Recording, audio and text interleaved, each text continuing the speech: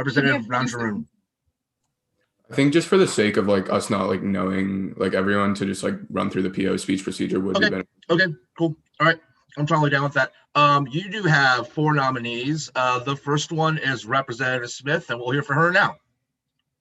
Hello, everyone. I'm Representative Smith from Central District, Minnesota, and I would love to preside for your first session. If that's not possible, I'm always open to do the second session instead.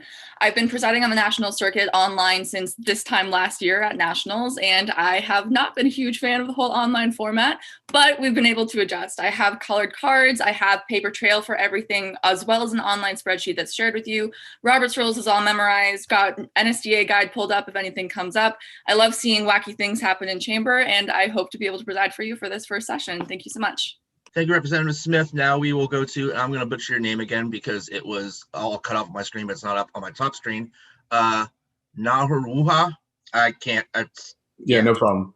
Just good morning, everyone. My name is Representative Nagarjuna. So I know it's a little bit hard to pronounce, as we can tell. So you can call me Representative N, Speaker, or most importantly, your friend. And congrats to all of you for making it to the national tournament semifinals. Just a quick rundown about me.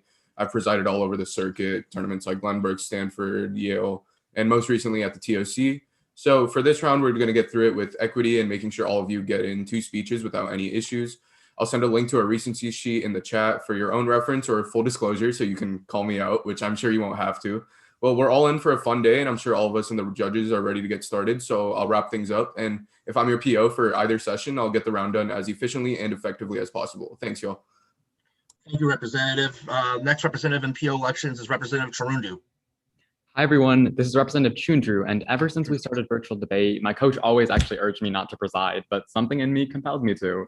I'm Representative Chundru. You can call me by my name, PO, Speaker, and as Representative Nagarjuna said, your friend. Now, I enjoy being able to observe the round, keep the flow going, but I also keep the debate exciting.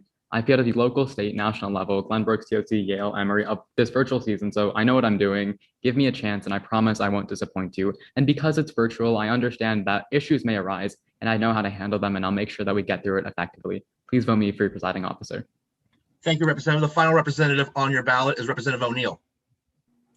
Hi, everyone. I'm Representative O'Neill, and I'd be honored to be your presiding officer. You guys know the drill by now. I plan to run a fast, fair, and efficient chamber. I'll do so by releasing a Google Sheets page that will show you all my recency charts, question asked, and other information that pertains to the round. I'll also be holding up color-coded time placards, so you'll have a physical indication of your speaking time.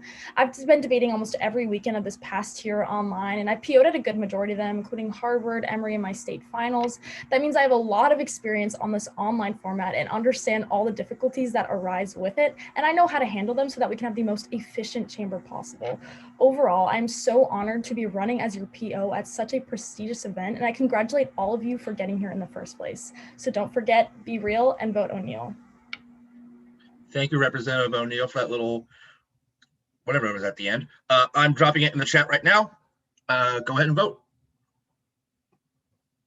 Remember, the person that wins the first wave of PO elections gets to choose whether or not they want to PO session 1 or 2, and then we will vote again for the other session. Remember, you do have to win a majority, over 50%.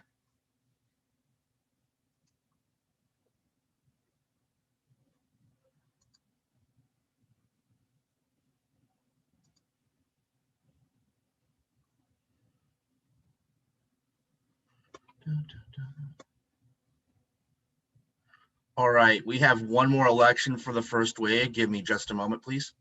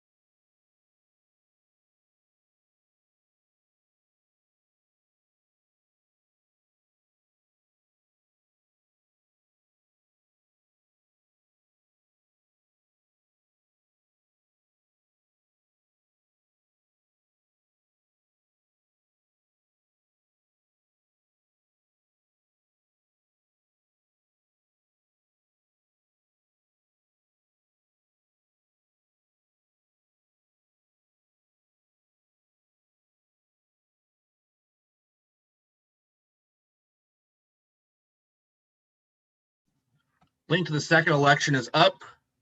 Please vote accordingly.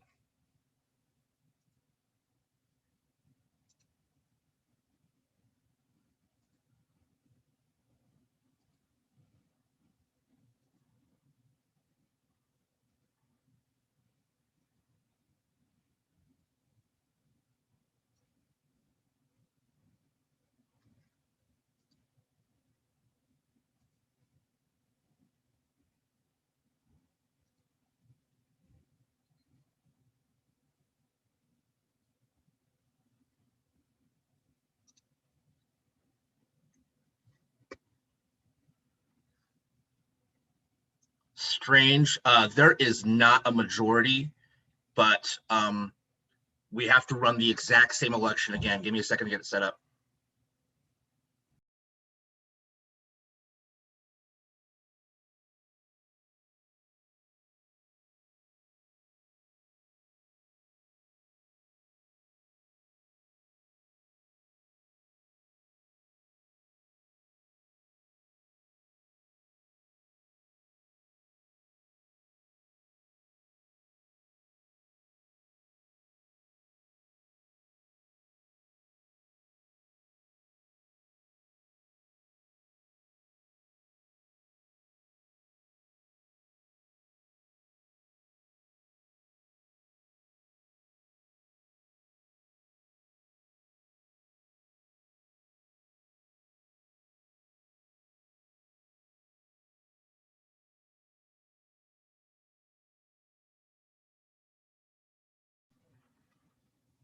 Vote for these three representatives once again.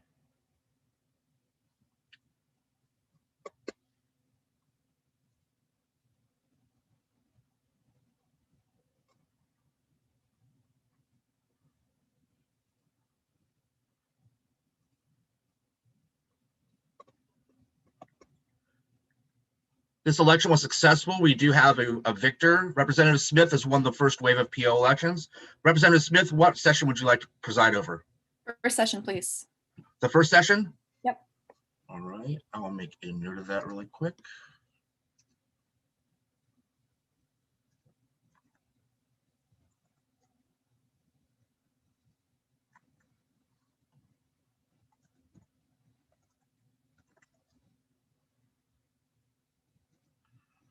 All right.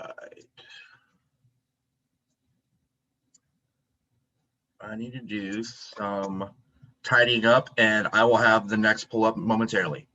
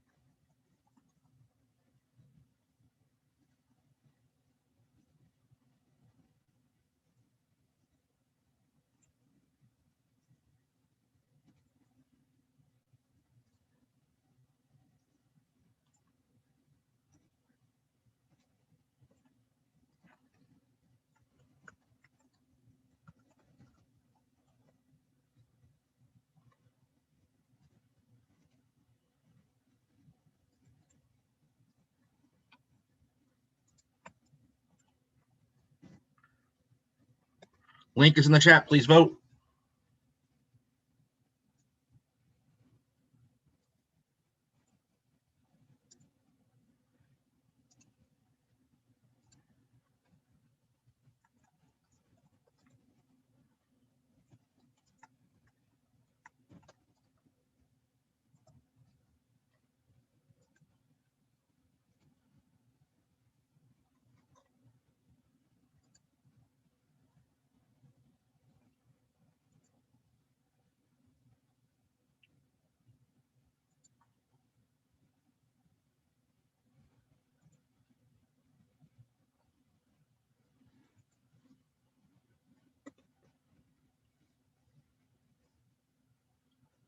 I am missing one vote.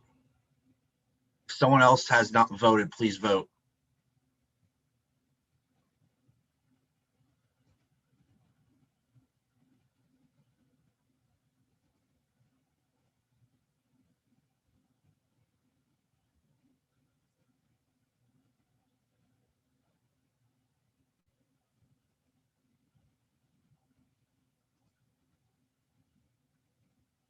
Whoever has not voted, please vote, because this vote actually decides the election, whether we run again.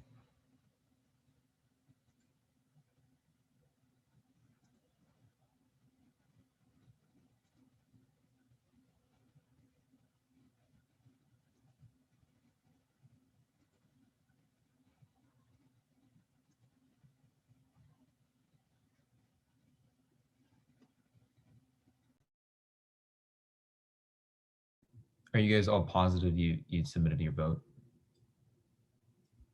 Okay.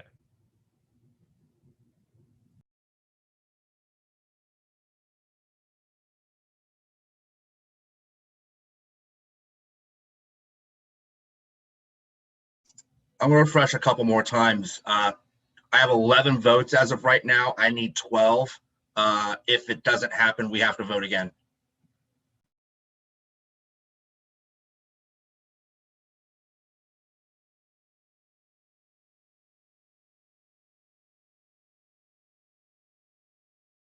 If you hit back to poll, in case you may have not voted, it'll just tell you if you voted or not, just in case it didn't register something. Just a suggestion. I just tried it to see if I like it. What was it called?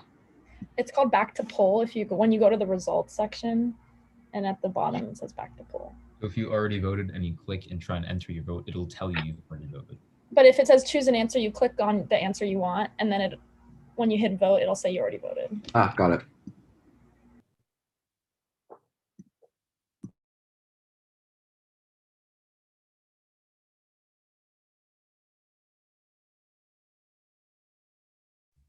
Also, it should just have like a check mark on the person you voted for.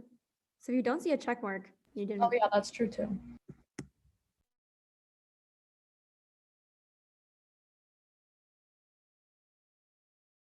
I see 12 votes on the results. I still only see 11. I still only see 11 as well. I have 11 on my end. Representative, you might have been looking at one of the previous votes.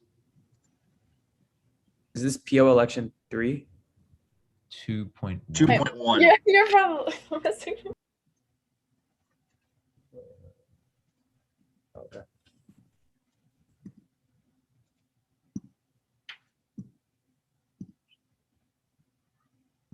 Well, how's everyone's day been?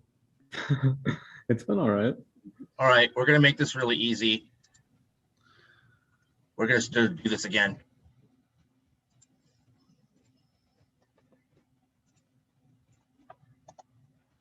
Nope, not that one. Hold on.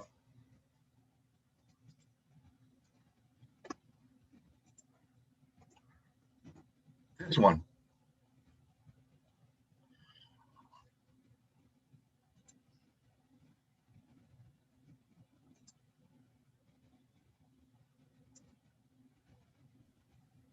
Just so I'm clear on starting time of this session, Mr. Parliamentarian, are we counting that as 10:35 since that was when we started the PO elections, or are we going to do at the end of when this is all done? 10:35, Michelle? Yep. All right, sounds good. We have a majority. We do. That is accurate. Representative O'Neill has won the second set of elections and will be the PO for the second session. I'm going to drop in the chat right now for both POs the presiding officer advancement sheet. Can you fill that out for me now and have it submitted before we get started with setting the agenda and such?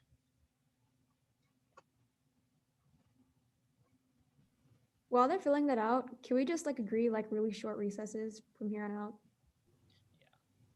What time are we ending? Do we like get the extra hour? 10:35 is our start time. We will end 2.5 hours after that. So 1:05 Central.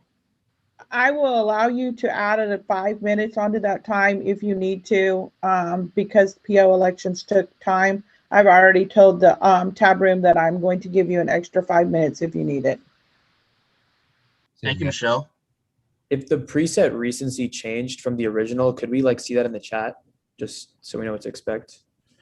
I'll be happy to drop that in. Give me just a couple seconds. Thanks so much. We will likely only get through Taiwan, so you guys know. So everyone has a speech on Taiwan. How? We have 2.5 hours. Yeah, I think we're good to at least do 2 pieces of legislation. I believe our starting time, we're still using Should be this- okay, but I think we ought to limit recesses. If we take like a really, really short recess, it's like 2-3 minutes each, and then like we just like speed run this whole thing, everyone should be able to get into speeches. Speed run. This will be fun. Are those submitted, y'all? All right, and that being said, I will now turn the floor over to Representative Smith. Perfect. Hello, everyone. That is Representative Smith. Start time is 10:35. Going to quickly go over some housekeeping before we jump into debate because everyone wants to Before be you jump into that debate, I need to make sure the Parley sends you the PO advancement forms. I need those filled out immediately by both Yep, of you. already filled that out. Perfect. All right, everything else good to start? Awesome. I see all judges, see all people nodding and smiling. Absolutely perfect. For all of our timing for this session, I'm going to give you a green 2 minutes when 2 minutes have elapsed, yellow 2:30 when 2:30 have elapsed, red 2:55 when 2:55 have elapsed, fist at 3 minutes. At 3:05, you'll have 5 fingers up, count you down to 3:10, at which point you will be done speaking. That is the extension of grace. I will cut you off. We're moving on to questions. For questioning period, you will have 10 fingers up when there are 10 seconds left remaining in your questioning period. I will put them down, counting to two hands up for fists at 30. Once I hit that 30 point, we are going to move on to the next questioner. I do have a precedence recency chart that is online. I will be sharing that all with you promptly. And I still need to fill in the names for that, but we're going to do that during the sponsorship of the first speech because that still needs to be taken care of. If there are any medical emergencies, turn off your camera and leave. I really don't want to see your blood. We will, as soon as you come back, figure that all out. If you have any technical emergencies, judges, go ahead and just leave. If you have a tech emergency, we will wait for you to come back. It's really hard to judge a speech that you're not here to listen to, so the whole chamber will pause for you. Any questions from the chamber at this time? Representative Pang? Just really quick, can you go over the procedure for trigger warnings? Yep. So if before your speech, you're going to be talking about anything that could be potentially triggering for a person in your chamber, it is up to your discretion to determine what that trigger may be. And your judges will reflect on what you think is within or without the need of a trigger. Go ahead and do that in an off time just before your speech starts. And then I will start that timer on your first word. Perfect. Any other questions for the chamber? Seeing none, I'm going to open the floor for docket nominations. Any such nominations? Representative Chundru. I move to nominate the docket consisting of first Taiwan, then internet access, and then I believe it was single family zoning, and then for session 2, dairy and meat subsidies, Trans-Pacific Partnership, and then the Africa Bill. Perfect. Just for giggles, we're going to call that docket A. Are there any further docket nominations? Any further docket nominations? Representative Carbassian? Close the floor for docket nominations. Second. All right, I'm just going to ask for any quick objections to that. Seeing none, we are unilaterally closing the floor for docket nominations, meaning we do not need to vote. The docket that we are going to be starting off with, we are starting off with semifinal 1, a bill to recognize sovereignty of Taiwan in order to defend democracy in the Western Pacific. Judges, do you need the legislation for this chamber? Is that shared with you? Regardless, I'm just going to put the link to that there so you're able to download the docket if you need it. We are starting off with S1. At this time, I'm calling for any authors present. Are there any authors present in the chamber? Seeing no authors, are there any sponsors to this legislation? Any sponsors to this legislation? We do need to start off with the first affirmative sponsor. Representative Rodriguez, you stand unopposed. I thank the chair. Hi, everyone. My name is Christian Rodriguez. Rodriguez spelled R-O-D-R-I-G-U-E-Z. Speaking a little earlier than expected, but that's all good. Whenever you're ready. Awesome. Looks like everyone is good to go, so I will get started.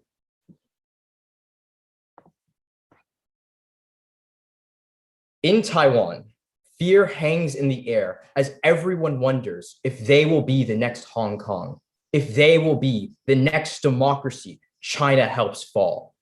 For years, we have used our military to crush dissent and invade other countries. But I say with today's legislation, we take a step in the opposite direction, do a course correction, and use our influence to make sure Taiwan stays safe by passing my solution, affirm. The problem we see in the status quo is the fact that China is ramping up its aggression towards Taiwan.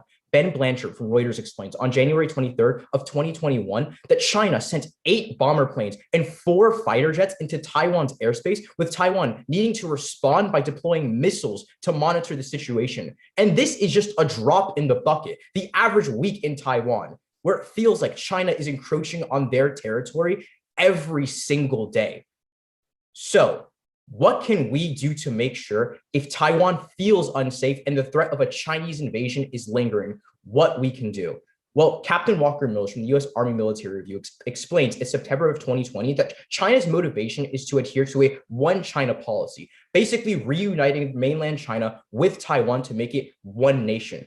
But he continues that even though this is Xi Jinping, the president of China's main goal, he's not going to risk all-out World War III in order to obtain said goal, which is why formalizing military relations between us and Taiwan is the optimal solution. And that's exactly what Section 1 of today's legislation does. Not only does it establish embassies in Taiwan and in the US to formalize those relations, we also formalize said military relations. And Ian Eastern from the 2049 Institute explains October 8th of 2020 why this basically rules out any form of future Chinese aggression or invasion by explaining that after analyzing countless strategy documents and military exercises from both sides, China's only hope of victory is to overwhelm Taiwan before the United States intervenes. Guess what? We do that before China even does anything, making sure China won't be stupid enough to actually invade Taiwan and cause World War III. And Michael Beckley from the Belfer Center for Science and International Affairs at Harvard University explains in 2017 why this is what we need to do before things get out of hand. Because he explains China's options for invasion range from sustaining at least 5,000 casualties to strategically bombing Taiwan and killing thousands of civilians. With today's legislation, we finally ensure our military is used to defend and protect the defenseless. And we make sure a superpower such as China no longer bullies Taiwan into submission. I am so proud to affirm today's peacemaking resolution. Thank you. Thank you. Speech time, 3 minutes, 4 seconds. All questioners, please raise your placards at this time. Any and all questioners. All right, of those indicating first to Tyler. Hi, Representative. Has the ability of China to defend itself changed in the last 4 years since that source? Well, of course. I'm sorry, which source? The 2017 source that said they only had the option of invading or bombing. Well, it's actually analyzed multiple other ways of doing it, but I'm talking specifically about invasion killing multiple civilians. Right, absolutely. So does China have the option to use the sea between them to their advantage with a blockade? The source I cited actually found that a blockade would only be able to stop up to 10% of all ships. So I don't think a blockade would be a sustainable solution. Thank you, Representative Pang. Thanks. So this legislation defines military alliances as just like mutual protection. What does that look like? Mutual protection, as in if China tries to do anything, we will be there to stop it. Right. That means that China has to actually attempt something first before we intervene, right? Well, it's different than the status quo, given that we don't actually have that, declaration of mutual defense. Okay, that's what I mean. Under this legislation, does it even fix anything if China has to act first before we can? China would not try to do World War III. They have no reason to do that. Hi, so China isn't willing to go to war with Taiwan, you say, right? Not if the United States would go to war with China after so. So why are we even worried about increased Chinese aggression to begin with? Isn't that a contradiction if they're never going to go to war? It's not. The point is that if we are there to defend Taiwan, China would not risk anything. That's not what the status quo is. And to defend Taiwan in the case of Chinese aggression? That's already a military deal we've made. It's not. We actually cut it off to make sure we formalize Chinese relations. Thank you, Representative Nagarjuna. Okay, so you talk about militarization, Chinese fighter jets all over Taiwan. Why are they there? Why is there ever increased presence of them? Are you asking why is China near Taiwan? Yeah, why does China do that? Well, they're trying to scare Taiwan into submission while also conducting They're not trying to scare exercises. Taiwan. It's actually every time another large country like the United States has some sort of recognition of Taiwan, that's when they militarize more. So the reason those jets are there in the first place is because of legislation like this. The thing is, if we have a mutual defense treaty with Taiwan, China would not risk invasion because it means fighting the United States. Conclusion of the questioning period. You may mute yourselves at this time. I thank the chair. Chair, thanks you. Seeing as that was our first affirmative, we're in line for a speech in the negation. All those speakers in the negation, please raise your placards or so indicate. And all speakers in the negation. Of those indicating, first to Representative Nagarjuna off the preset recency. Okay, I thank the chair. For everyone's reference, my name is Representative Nagarjuna. I know it's a bit hard to pronounce, so again, Representative N is completely okay. I'm just going to assume everyone's ready. If not, please let me know.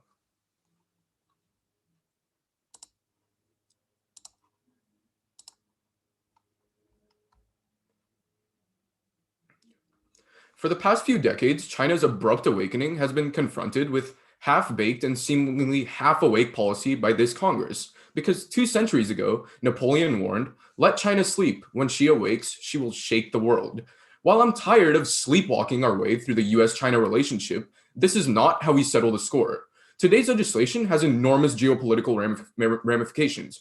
Primarily, it dismantles 4 decades of US-China diplomacy. That's because Bonnie Glaser at the Center for Strategic and International Studies on January 13th of 2017 writes that since 1979, the US has abided by the One China policy, wherein the US recognizes Taiwan as a part of China. This legislation literally disrupts it all, and we literally saw tensions flare over the past year when we tried to support Taiwan's entry into the World Health Organization. Ben Blanchard at Reuters in February of 2020 states that after the US condemned Taiwan's exclusion from the WHO, China literally got so defensive, stating that we would like to reiterate that Taiwan is a part of China. But Representative Rodriguez, not only did they get defensive, Foreign Policy reported in April of this year that there was an immediate surge in the presence of Chinese fighter jets over Taiwan in response. These same fighter jets that you're so concerned about are the same ones that we caused when we threatened the One China policy. Frankly, it doesn't matter what anyone in this Congress thinks we convey when we affirm this legislation, because China has made it loud and clear that any support for Taiwan will be interpreted as an attack on China's sovereignty. But what happens when we dismantle the One China policy? First, it spells the end of diplomacy. That's because Chinese Foreign Minister Guang Shuang put it best when he announced in January. Adherence to the One China principle serves as the political foundation for the development of China-US ties. If this foundation is weakened, there is zero possibility for the 2 countries to grow their relations. Here's what that looks like, Representative Rodriguez. The Phase 1 trade deal negotiations that we spent years deliberating would be disregarded. US-China tensions in the South China Sea would reach a fever pitch, and almost certainly there will be no thought of bilateral negotiations in the UN. Global politics will essentially be the United States versus China. But secondly, we put the Taiwanese at military risk. That's because Professor Owen Coates at Harvard's Belford Center for International Affairs explains recently in a declassified military intelligence report. China consistently ramps up their military presence massively whenever they feel their territories, be it Tibet, Taiwan, or Hong Kong, are endangered of being lost. Representative Rodriguez, that means immediate military proliferation in South China immediately after you pass this bill, exactly like we saw after we tried to help Taiwan to get into the WHO last summer. So for Taiwan, this means guns on their streets, schools, and homes following the inevitable military crackdown we doomed them to. So for us, passing this legislation means putting pen to paper. But for Taiwan, it means loss of any sort of peace that they once retained. Negate. Thank you. Speech time 3 minutes and 2 seconds. All questioners, please raise your placards or so indicate. Any all questioners? Of those indicating, first to Carbassian. Representative, do you believe China would take the economic risk of invading Taiwan, or at least threatening Taiwan? Yep. You believe they would? That's a huge economic fallout they'd receive, correct? It's like a huge economic risk, but over the past decade, you've seen that they've shifted to people like But Russia. Representative, doesn't that economic risk pose a threat to their regime control? Not to their entire regime control, because they have other partners, especially. But it could likely destabilize them, correct? What's the question? It could likely destabilize the regime at least a bit, correct? Yeah, but what destabilizes them more is this Wouldn't that legislation. deter them from taking that militarize action Taiwan, in which is Taiwan? even worse. Thank you, Representative O'Neill. So when we sent military aid to Taiwan in 2018, did China have any of the reactions that you just hypothesized? I didn't hypothesize them, right? I give you precedents from when last year we tried to put them into the WHO because of the pandemic. Okay, but did they respond militarily in Taiwan or in the region at all? For the World Health Organization, when we condemned China for blocking them out of it, they militarized into Taiwan with fighter jets. Yeah, but did they respond for the US? Did they respond with any action? Yeah, it was because of our condemnation that they moved into Taiwan. Thank you, Representative Mazumdar. So you said right now China is already moving their fighter jets into Taiwan, right?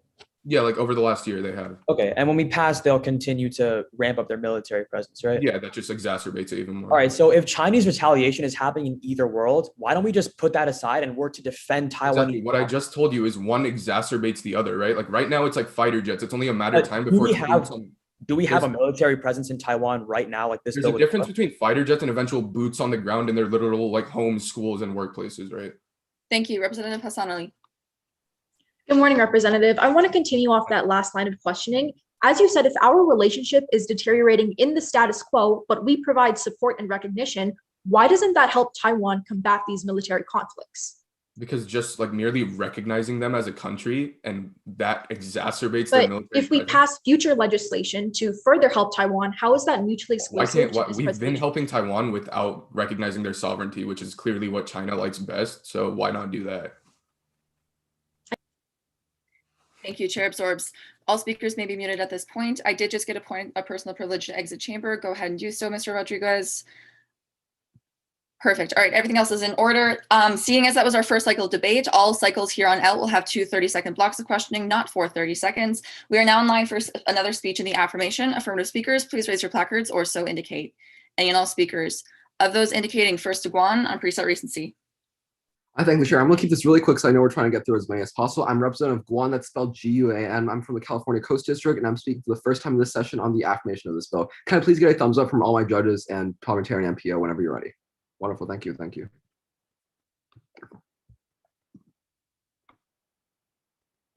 This Congress loves to proclaim that we put our people first. However, we often neglect those locked up in the chains of strife overseas. Today, we can be the key for the Taiwanese people with an affirmative vote. First, Representative Rodriguez made a great point regarding Chinese intrusion, but recognized that this bill also establishes formal military alliances. Section 1 mandates that the US will not only formally recognize the sovereignty of the Republic of China, but also formalize military alliances. I want to establish that this chamber already has a clear-cut relationship with Taiwan. In fact, Reuters explained in December of 2020 that our government has so far announced $5 billion in arms sales to Taiwan in 2020, to the anger of China, which claims the island as its own territory as a province. This includes drones, coastal defense systems, and missiles. President Biden has officially announced that the administration's commitment to assisting Taiwan and holding China accountable. But understand that the negation's fearmongers of war won't happen, as Representative Rodriguez explains, and let me elaborate. Business Insider elaborates in March of 2021 that there is almost no scenario in which the United States can successfully intervene in a war between China and Taiwan that will not leave our country in far worse shape than it is right now. The same policy applies for China. However, that won't happen because of historical precedent. China's top priority now and in the foreseeable future is to deter Taiwanese independence rather than compel unification. China uses this Congress's polarization to advance their own agenda. Representative Najiruna, what you fail to recognize about China is that it can do all these things regarding Taiwan right now because Taiwan lacks international recognition, which we solve for by passing. Also, ask yourself, if China has historically become more assertive over the years and the US has tried to combat China diplomatically and military, why hasn't a war broken out yet? Why hasn't a war happened yet? The answer is simple. Both the US and China know that a war is comparatively worse than increased tensions. So, Representative Najiruna, let's not let tension get in the way of us doing the right thing. Next, pass to ensure economic development for Taiwan. Cassius Templeman, a research fellow at Stanford University, explains in June of 2021 that Taiwan has largely become an export-oriented country with the US in the early stages of their alliance. Taiwan only exported very cheap consumer goods to the US in the early days. However, after its economy has boomed in the early 2000s, it's transitioned to explore other industry. It's important to note that in some capacity, the US-Taiwan relationship has been economically beneficial, but it's bound to get better because of Taiwan's grasp of technology. The Carnegie Endowment for International Peace in January of 2020 furthers that innovation has been a source of comparative advantage for Taiwan historically. It has also been an important basis for US firms, investors, and government to support Taiwan's development while mutually expanding beneficial linkages. Yet because Taiwan itself, with just 23 million people, does not provide a market of a sufficient size to support such innovations, looking beyond the domestic setting by relying on third markets while broadening international partnerships will be essential to achieving scale. If we utilize Taiwan's technology, we can make this world more interconnected. We can provide greater existing technology and make existing technologies more efficient and help the developing world technologically. That's only possible with an affirmative ballot. At the end of the day, recognize that it's finally time to uphold the values of rights we value. We passed a day to give Taiwan the keys to its future. Thank you. Speech time 3 minutes 8 seconds. All questioners, please raise or indicate. Any all questioners? Tyler, all right, between Tyler and Peng, first to Tyler on recency. Hi, Representative. Do we already engage in trade with technological advances in Taiwan? Yes, we do. But what I'm saying in this speech is that it's going to increase when we pass. How do we know it's going to increase if we are already ramping up that trade without escalating tensions? Because once we officially recognize the sovereignty of the Republic of China, we're able to do more trade without pissing off China, essentially. But we Because already, because how we is no this longer worry unique about, in any way? because right now we don't do as much trade with Taiwan as we could because we're worried about angering China, but that won't happen when we pass. Thank you, Representative. Thank you, Representative Peng. Hey, so you talked about a whole bunch of great economic benefits for Taiwan, right? Yes. All right, approximately how long will it take for those impacts to actually trigger? I don't have the exact number, but I could expect it maybe 10 or Okay. 15 years based off. Yeah, based 10 or past precedent. 15 years. Considering how Taiwan is still economically dependent on China, won't their economy take a giant hit before we see any of your impacts happen? The thing is, what you're missing, Representative, is that these impacts will offset that. These impacts are going to single-handedly recover 10 to 15 years. Thank you, Representatives. That was the conclusion of the block. Seeing as that was our second affirmation, we're in line for negation. Speakers in negation, please raise or so indicate. Any and all speakers in negation, of those indicating, first to Representative Lin. I think the chair, that's Representative Lin, just spelled L-I-N. Whenever y'all are ready, I'll be good to go. Awesome, awesome. Great.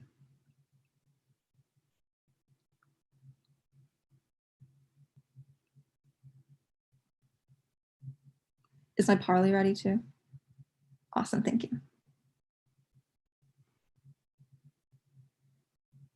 Expecting a warm welcome from a nation that doesn't want your involvement is foolish. Expecting a country to give up a contention of national pride they've held for the past century is foolish. And expecting Taiwan to propel democracy, for China to do nothing, and for international legitimacy to suddenly be promised is absolutely foolish. The bill the affirmation pretends for isn't anything but empty promises and self-fulfilling fantasies. So let's first contextualize what this bill actually does, because you don't even change Taiwan's ability to do anything for themselves. Scott Anderson from the Columbia Law School in February of 2019 explains that there are three things that shift if the US recognizes a country as independent, most of which are listed in Section 1 of this bill. The first is a shift in diplomatic relations. Once recognized, we would be able to send US dignitaries to Taiwan, set up an embassy, and conduct formal foreign affairs. That's what Representative Rodriguez tells you. The thing is, we already do that.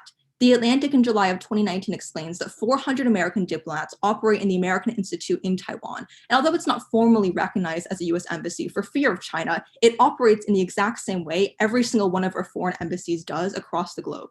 But second, we also change our financial properties, or the ability to store assets in US banks. But if you search up our own US records, we've had a Taiwanese business bank in Washington since 2015. And third, and most importantly, we establish military alliances.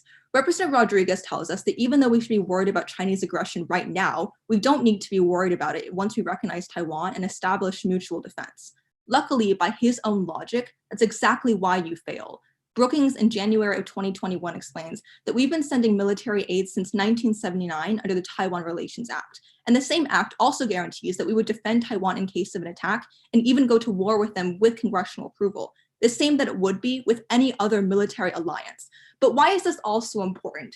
Because at the point in which Taiwanese recognition does virtually nothing for Taiwan, any harm means you're forced to fail this bill.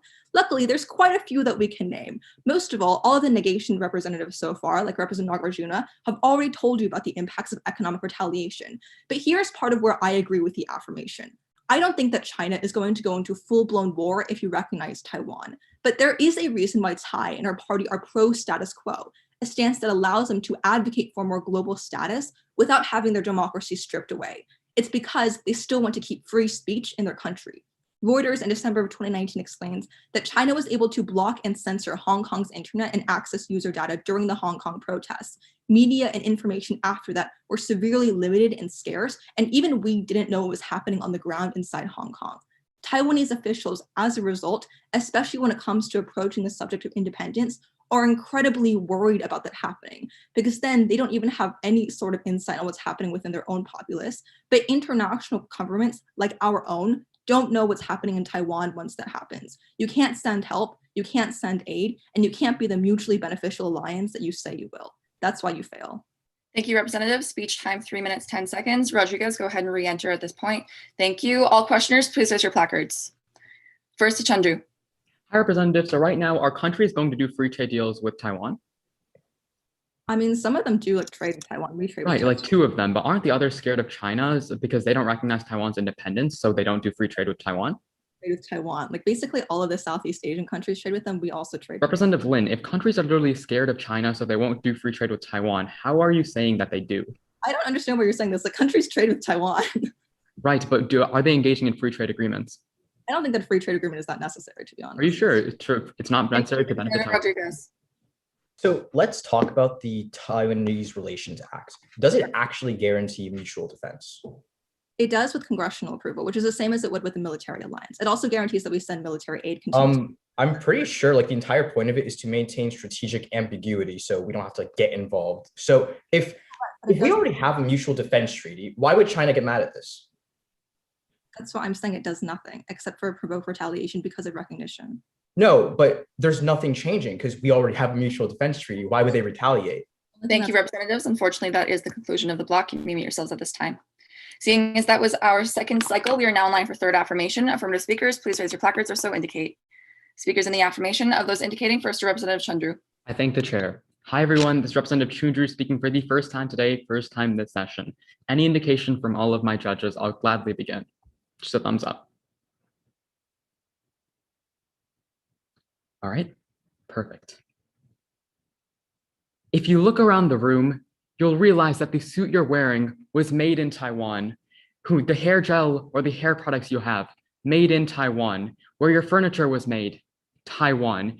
Taiwan has not only been an economic ally for the United States, but it's been one of our best allies.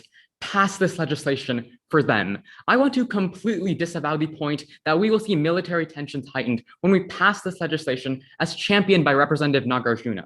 It's not about past precedent like Representative Guan says, it's about the allies we have.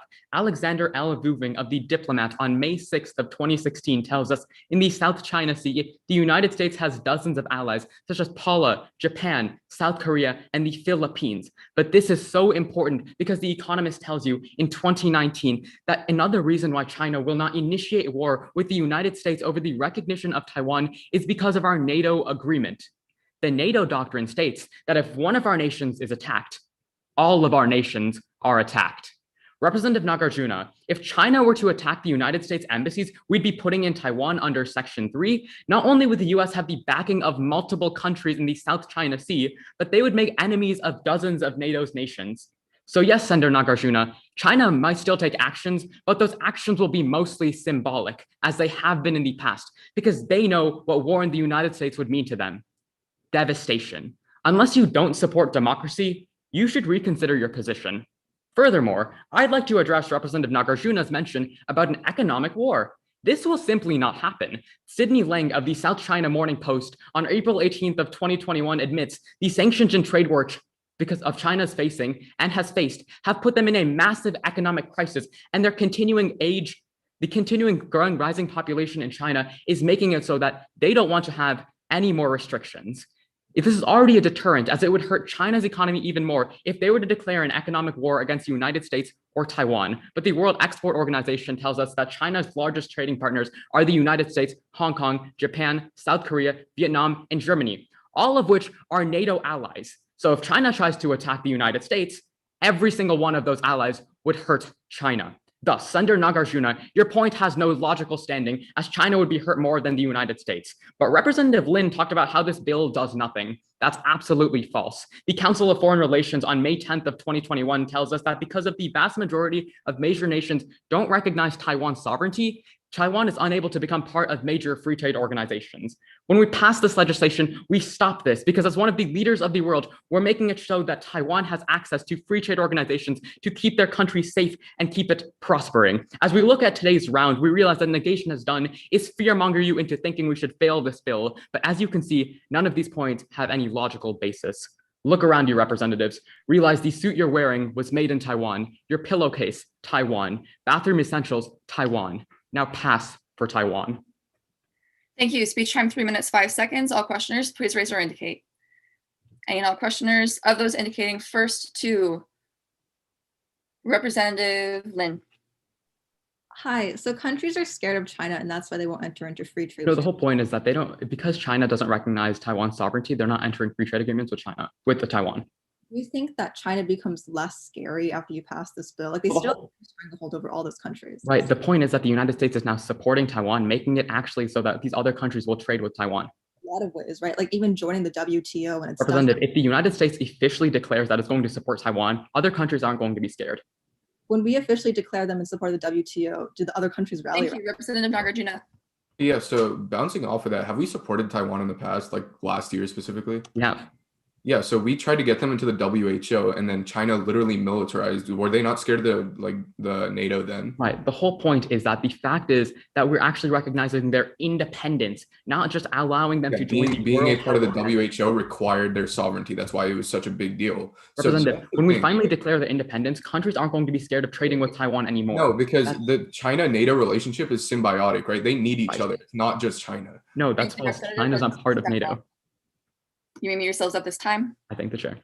Seeing as that was our third affirmation, we're in line for negation. Speakers in negation, please raise or so indicate. And all speakers in negation, of those indicating, first to Representative Pang. Thank you. Can everyone see and hear me okay? Great. This is Representative Pang, spelled P-A-N-G, speaking for the first time today. Just as a very quick warning to everyone, sometimes the fire alarm in my school randomly goes off because they've been trying to test it for the past couple of days for some reason. So if that happens, Pio, what should I do? If you have a fire alarm start, I will just hit the stop mark as soon as it's done. If it goes away within a couple minutes, we'll see if we can get you to finish up your speech. Make sure judges heard everything. If not, we'll deal with it when it comes. Okay, awesome. Pio, I do have you pinned, so if you could just let me know whenever everyone's ready. Great.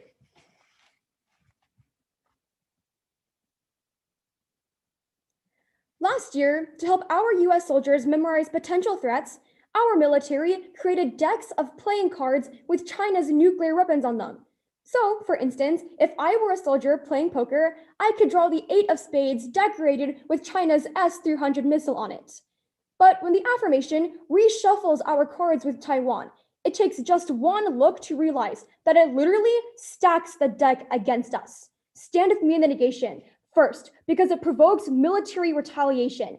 This is one of the largest arguments that have been going back and forth between the affirmation and the negation. So allow me to finally settle it.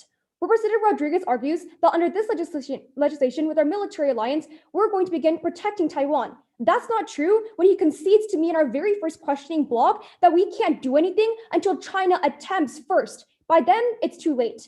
Then, during questioning, Representative O'Neill asks if we've ever seen actual violence as a result of the United States' actions, not just setting up weapons in the region.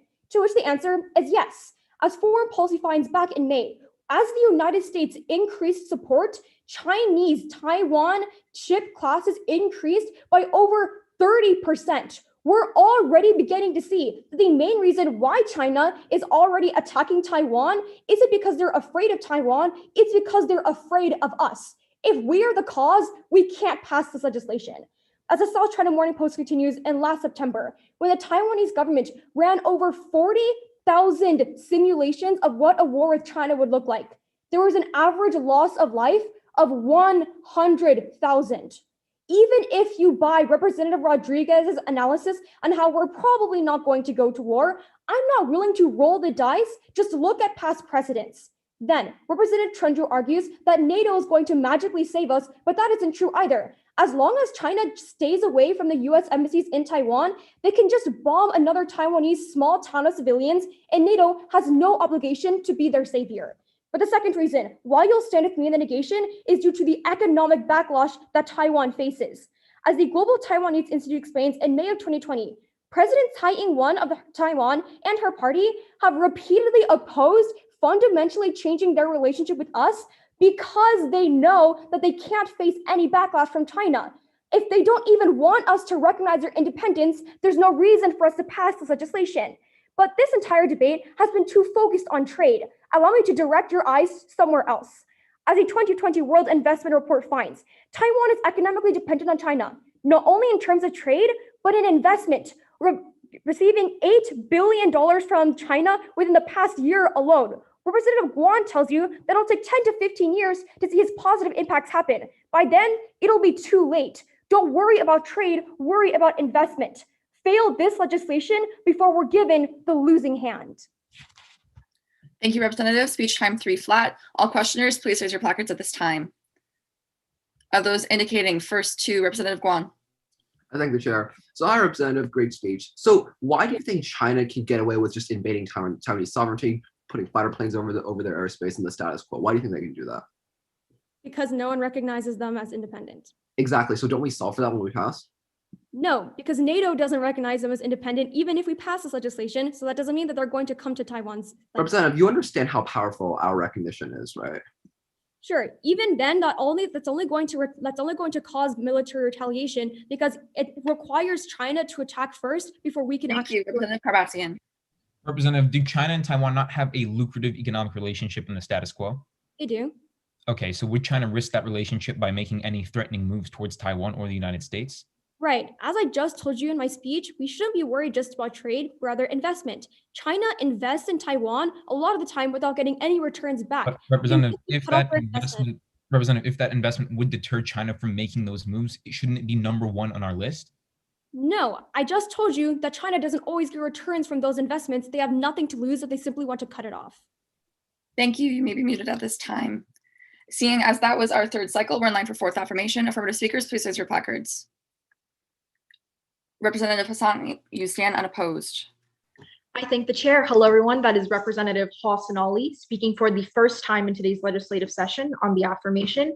If anybody's not ready, feel free to give me like a verbal confirmation if you're not ready.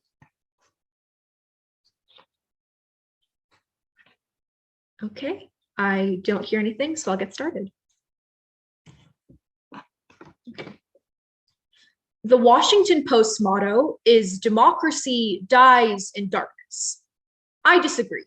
I say democracy dies when a country that prides itself on being the land of the free and the home of the brave refuses to recognize a country that strives the same path. Now, we need to make something incredibly clear for the negation. The United States has shown support for Taiwan in the status quo. Today's legislation makes that unspoken relationship more official. Now, in questioning, Representative Pang brought up that because China needs to act first, today's legislation doesn't do anything. That's false, because as Representative Rodriguez proved to you, it fundamentally officializes our relationship. Let's look to the Hill in last year, when they used past precedent as an example. When the Solomon Islands switched recognition from Taipei to Beijing, Vice President Mike Pence declined to meet with the leader of the islands to discuss development partnerships. So Representative Nagarjuna, Pang, and even Lin, they were all incredibly concerned about the future of US-China relations as a result of affirming. Two responses to that entire contention. Number one, our relationship has already deteriorated. And as Representative Chandru told you, China is not willing to further sacrifice those economic relations. Let me break that down further by looking to BBC in March of 2020, when they say that the US-China relationship is comparable to the quality of that between the US and the Soviet Union during the 20th century. Here's why that's so important. The fear that Representative Nagarjuna instills in you about upsetting China is inherently false because our relationships are not so good to begin with. That also provides the answer to the question that Representative Mazumdar and myself asked Representative Nagarjuna. But next, we also need to address that we are going to pass today's legislation because the people of Taiwan have been aching for this. Let's quantify that impact by turning to the Washington Post in January of 2017. 70% of the Taiwanese, which is the overwhelming majority, believe that Taiwan is already an independent country and they want independence. Representative Nagarjuna, the reason that China invokes repeated military conflicts is because they don't have support and recognition from the international community in the status quo. Passing today's legislation provides solvency for that problem. Representatives, throughout the course of today's debate, every single senator in this Congress has begun their speech with flowery rhetoric and heartwarming narratives in order to proselytize your vote. Let's start to actually become a beacon of equality across the globe instead of just sounding like one. Let's affirm. Thank you, Representative. Speech time 2 minutes, 59 seconds. All questioners, please raise your placards or so indicate. Any and all questioners, of those indicating first to represent, okay, more hands are going up. Of those indicating first to Representative Tyler. Hi, Representative. So you claim that us recognizing them would be impactful. Why has the UN not recognized them? Okay, well, one reason they haven't is because China holds a permanent seat in the UN Security Council. One way we provide solvency for that is just by allowing Taiwan, but not giving them that permanent seat. Therefore, China still holds their power in the Security Council, but Taiwan also gets that recognition. So we previously had Taiwan in the seat of China. Why did that change? Because China is clearly more economically powerful. So why would these countries then be willing to do this if we recognize China as more beneficial? Thank you, Representative Pang on recency.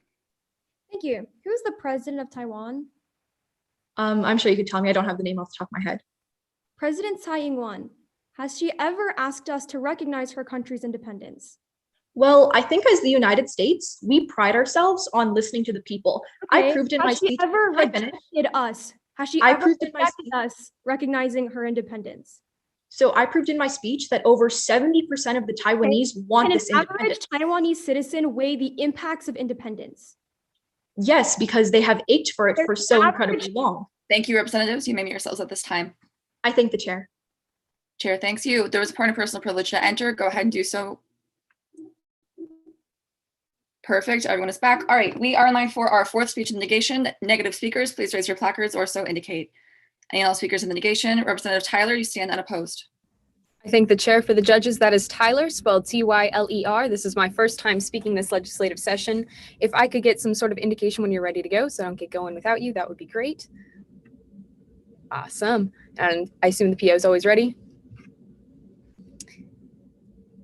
Representatives, when I was little, I loved a specific type of book, Choose Your Own Adventure. So let's follow the choose your own adventure that this Congress has created and see how no option that the affirmative speaker provides to us leads to a world in which Taiwan or our constituents benefits. So first, let's take a look to the world where Representative Gan, Chundra, and Hassan Ali tells us that recognizing them means Taiwan won't continue to be isolated diplomatically, politically, or in trade. So first, let's take a look at the fact that there's a reason that the UN hasn't recognized Taiwan. The BBC on May 26th of 2021 tells us that only 15 countries in the United Nations currently recognize them, and that's because they all fear China. Now, Representative Lin already did an amazing job of contextualizing this for us. Just because it's the case now means it will also be the case after. They still are going to fear China, and the United States doesn't hold a power enough seat to make the entirety of the United Nations change just because we recognize them. But then let's look to the idea that Representative Rodriguez champions. China is not interested in going to war. Now, Representative Narjuna already tells us how when we moved to make Taiwan a member of HOO, they already escalated. But let's look to a more recent example. The week on April 25th of just this year tells us that the Chinese military routinely rehearses an invasion of Taiwan and has even created a life-size mock-up of the presidential building for its bombers to practice targeting. These Chinese warplanes intrude into Taiwan's airspace so frequently with its much smaller that Taiwan's much smaller military cannot afford to scramble to get its jets in response every time. In the past few months, Beijing has dramatically scaled up these provocations because we have continued to support Taiwan. And multiple analysts say that because Beijing will host the Winter Olympics in early 2022, they fear an invasion. But the US military leaders predict it will be within the next 6 years. It is not physically possible for us to say that they would not risk war when our own military officials have analyzed this and said that they would. Now, Representative Rodriguez, Guan, and Chundra tells us that they would avoid this because we would win. But most of these sources provide analytics from 2017 or later. Brookings Institution on April 28th of 2021, just this year, tells us that the reason we couldn't defend them is because they have the opportunity to provide a blockade that we wouldn't be able to penetrate, strong submarines, and missiles that we wouldn't be able to get to. Then, in fact, the defense strategist and former John McCain aide, Chris Brose, reports that in Pentagon war games over Taiwan, China often defeats us. Even the United States military recognizes this. But even in the world where Representative Chundra claims we would have the backing of NATO, and Hassan Ali tells us they wouldn't risk avoiding trade partnerships. The fact is that March 24th of this year, we told NATO we will not make them choose an us versus them of China, meaning that NATO won't. China won't have to risk any partnerships, meaning they will be happily going to war with us that we will lose. We see two key impacts here. First, we lose a valuable partner in climate change and medicinal purposes. As NPR on February 10th of 2021 tells us, we need China to defeat climate change. And we would lose the war and risk Taiwanese economics that Representative Guan so proudly champions. This only hurts us, Taiwan, and our constituents. Thus, you must negate. Thank you, Representative. Speech time, 3 minutes, 10 seconds. All questioners, please raise your placards at this time. Those indicating first to Representative O'Neill. Okay, so China also depends on us for trade, correct? Not as much as we depend on them, but they also Not have much, other they're trade. number one trade partner, right? We were in 2015, but we've been scaling back with the But trade war with even if President we weren't in a hypothetical world, we're up there. So what is the benefit of them cutting off trade with us over a small country like Taiwan? So it's not a small country to them. Continually, they've said they'd go to war. I don't know how that impacts when China has said they'll go to war. But even when we militarized in Taiwan, have they ever blown back with military? Yes, thank you, Representative Mazumdar. Why will China go to war with the US if we pass this bill? Yeah, absolutely. So we're agreeing to be in a military alliance. As the affirmative have actually told us, if China advances on Taiwan at all, we have to take action as well. Meaning we're being dragged into this war. Aren't we already in a pretty close military alliance? Yeah, but what that is it says we just have to supply them with the defense mechanism. It doesn't mean we have to put boots on the ground. So, Representative Arjana already addressed this really greatly. It's not actually committing ourselves to war every time there's an does attack. this bill put boots on the ground? Yes. Thank you. That concludes that block. Chandru, that was not a motion? No? Perfect. All right. We are now in line for our fifth affirmation. Speakers in the affirmation, please raise or indicate. Those indicating first to Mazumdar. Thank you. That's Mr. Mazumdar, Mazumdar. Thumbs up and I'll begin. Okay.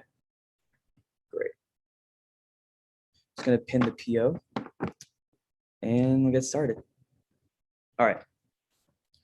Taiwan is famous for their musical theater. Their capital, Taipei, is one of the centers of performing arts in the South China Sea. On the international stage, their progressive reforms are setting the standard for democratic values. But in Taiwan, the hills are alive with the sounds of unrest as China exerts their hegemony across the region. Pass today's legislation and keep democracy on the playbill. This debate should be about Taiwan, but so far, China has set the tone. This chamber has been more concerned about keeping China happy than helping the citizens of Taiwan gain global legitimacy. Let's put to rest all of the concerns about Chinese retaliation right off the bat. First, Representative Nagarjuna and Pang are afraid China will retaliate because when we establish this mutual defense agreement, China will increase their military presence. Here's the thing. We already have a mutual defense agreement. In 1988, the US Congress signed the Taiwan Relations Act. It stipulates that the US is required by law to provide Taipei with the means to defend itself against any attacks. This legislation is a continuation of existing policy. And as Representative Nagarjuna already told us, all China has done is put out statements and fly their planes. If they aren't attacking Taiwan now, they won't when we pass this bill and make Taiwan even stronger than they are. Next, Representative Nagarjuna also says this bill will jeopardize trade talks with China, but this argument is not unique because trade negotiations have fallen apart. China lied about meeting their phase 1 negotiations and the Trump administration scrapped phase 2. We shouldn't be worried about keeping China in a trade deal that they've shown no commitment to keeping. I'm tired of this Congress acting on the behest of Beijing's bluster. China is holding the South China Sea hostage. Don't let them do the same with our foreign policy. Now that the concerns about Chinese retaliation have exited the stage, let's spotlight the main voting issue. Which side provides the most benefit to US and Taiwanese citizens? The answer is the affirmation. According to the Council on Foreign Relations from just 3 days ago, Secretary of State Andrew Blinken announced his willingness to pursue a free trade agreement with Taiwan. But to do that, the US trade representatives want Taiwan to be recognized as a country. We do that by affirming. Representative Chundru told you this, but let's see why it helps your constituents. A report from the US International Trade Commission found that an agreement with Taiwan could increase our two-way exports by $100 billion every single year. Representative Lin, you say that recognizing Taiwan as a country doesn't change anything, but I'd say $100 billion trade benefit is a pretty big benefit.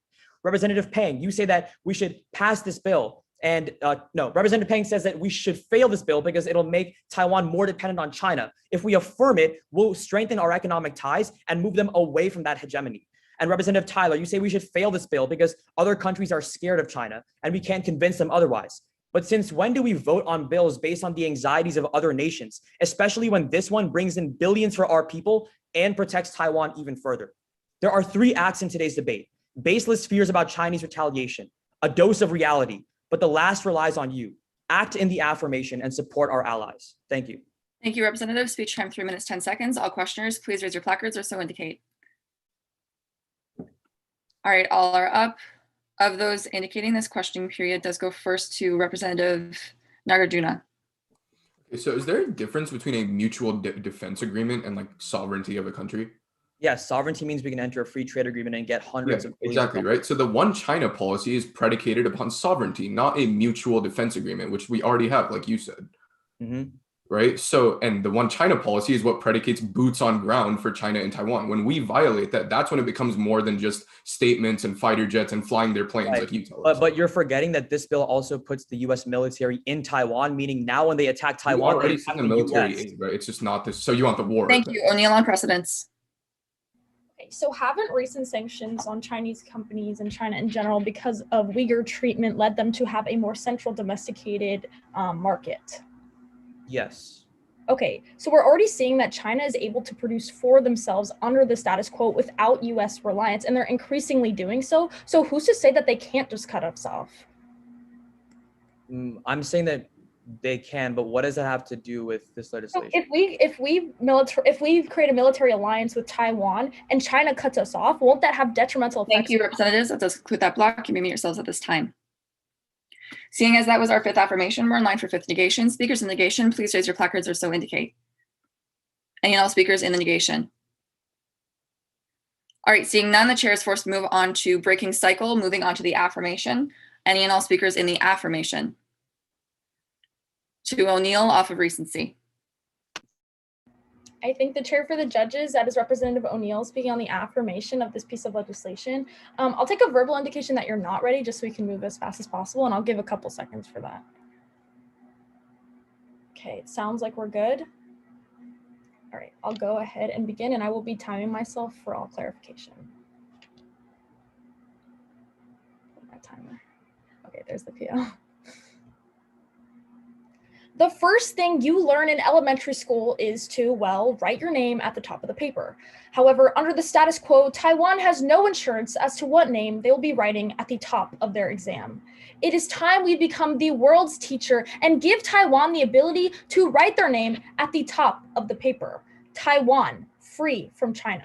Affirm. But first, I want to begin this round by disproving all the fear-mongering allegations of the negation. Representative Rodriguez already told you how China is stepping up its arms against Taiwan, but let me tell you why that's so detrimental. Let me give Representative Nagarjuna and Tyler clarity of mind. China will not continue this escalation if the United States is there, and let me give you clear precedents as proof. According to Reuters, after we sent military aid to Taiwan in 2018, China ensured they would respond militarily with action. However, guess what? They did not. Representative Peng argues that aerial bombardment drills over Taiwan are evidence of violence, but still, no one in the negation is able to give us a concrete evidence that they are attacking Taiwan. Representative Tyler comes back and says we will be required to put feet on the ground if we pass this legislation. However, this is simply not true. A military alliance doesn't require any course of action except merely support. With the inflated topic of military action taking over our debate, we forget how China is actually bringing Taiwan closer to unification economically. Let me flip Representative Peng's points to the affirmation. Forging economic linkages through private businesses in China ultimately makes unification too costly for the island to sever. According to the Council of Foreign Relations, while Taiwan's economy grew 2.6% in 2018, youth unemployment stands at around 12%, and the housing market remains weak. Why? Right now, Taiwan is forced to trade primarily through China due to their lack of recognition globally, an issue that causes big firms tied to the nation to prosper while independent ventures fail. What Representative Lin forgets is that even if we already have connections through trade with Taiwan, the world doesn't, and by passing today, we lead other countries towards following our lead and creating an impact. And that brings me to my second point. Taiwanese ties to China have harmed Taiwan during the coronavirus, something no one has brought up.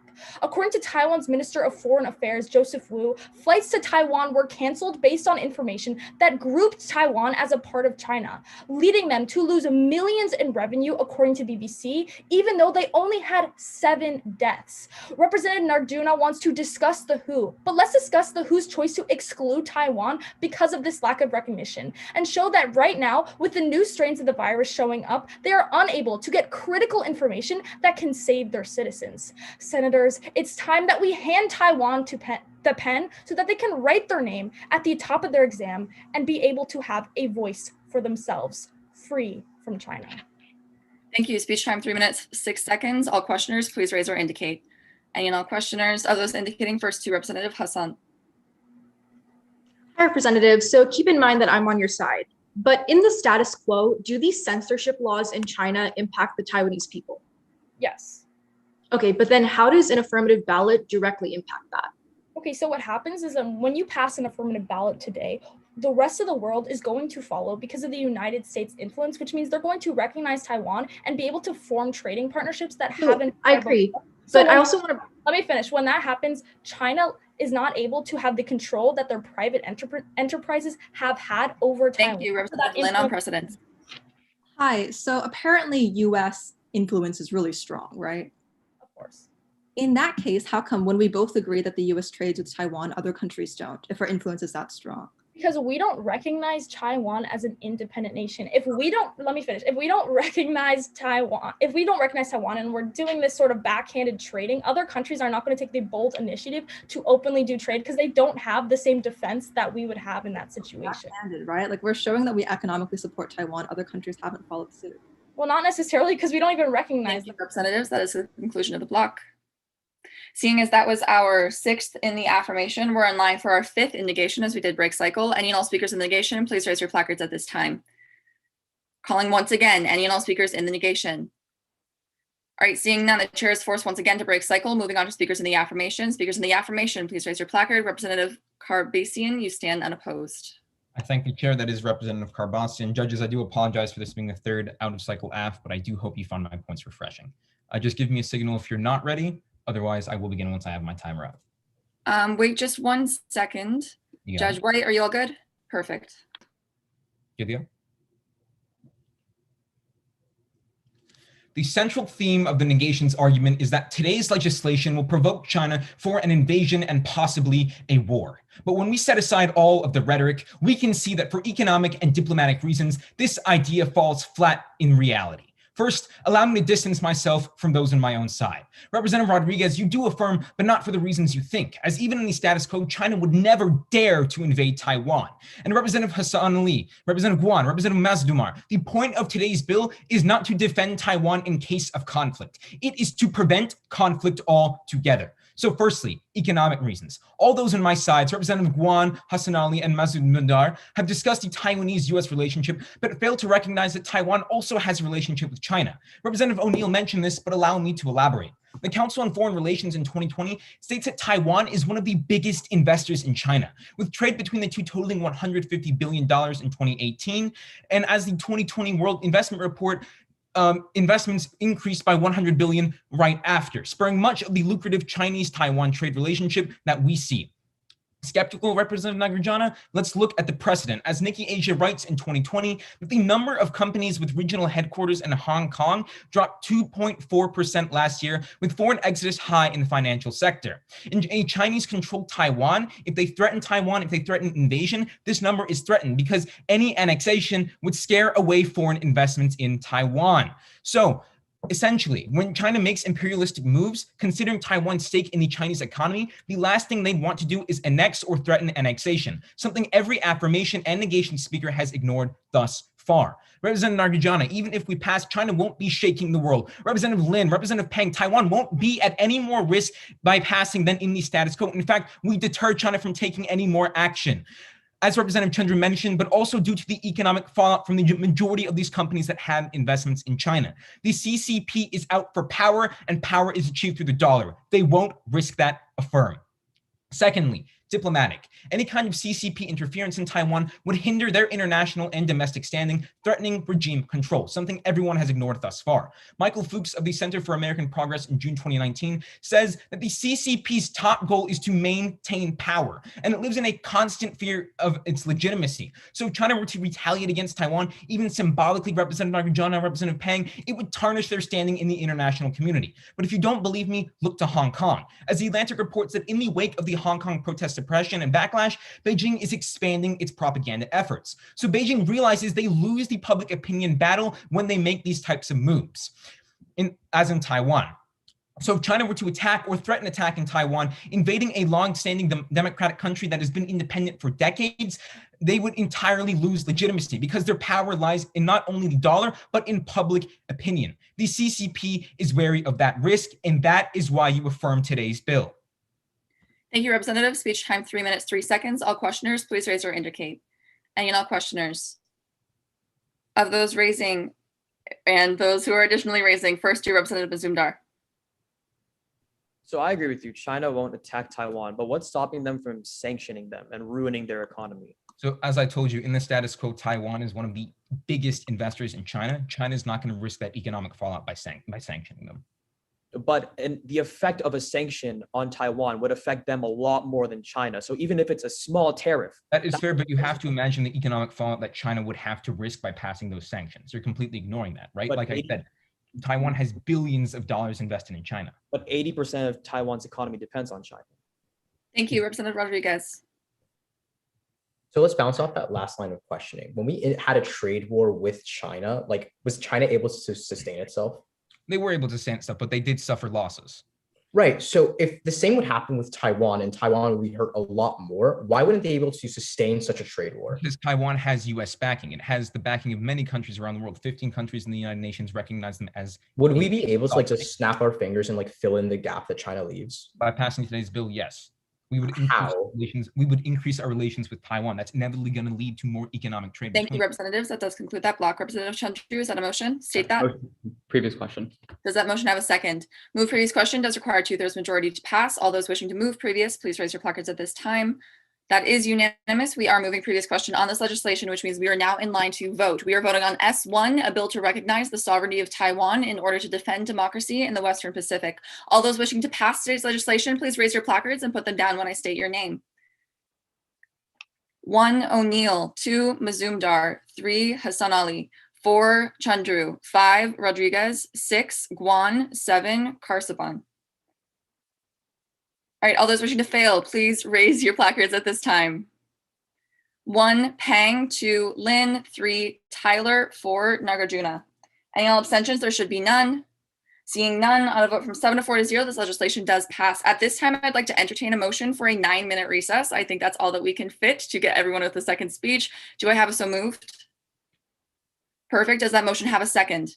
Second. A second to that motion. It does require 1/2 majority. All those wishing to have a 9-minute recess, please raise your placards at this time. Perfect. That is clear majority. We're going to be coming right back here at 04. We're doing 10-minute cycles, which means everyone should get a second speech.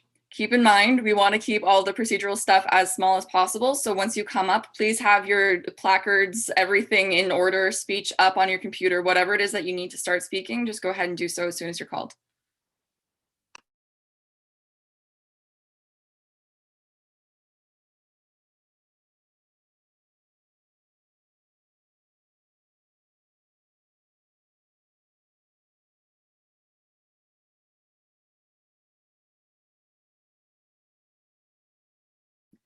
And then just for judges and parley, if you guys want to know what piece of legislation we're doing next, we're planning on doing S8, a bill to expand universal internet access. If you need me to send the docket again in the chat, I can do so. Just let me know.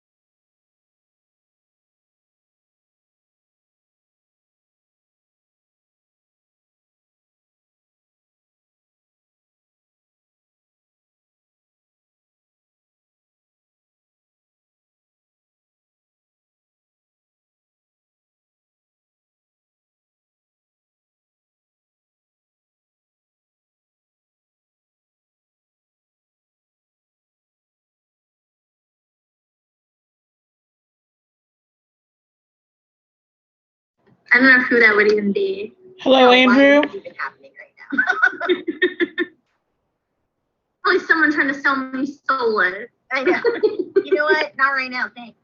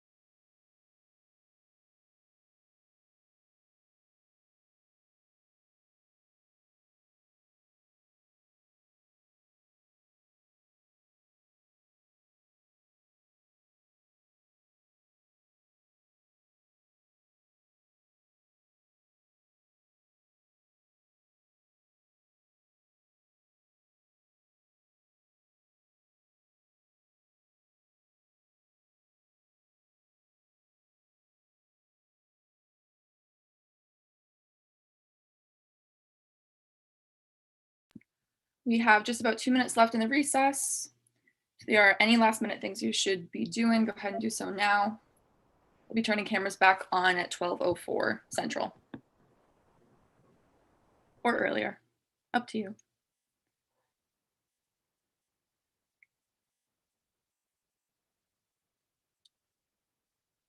And then just as a note to the chamber, I know that this legislation was a little bit one-sided, a little heavy on one side.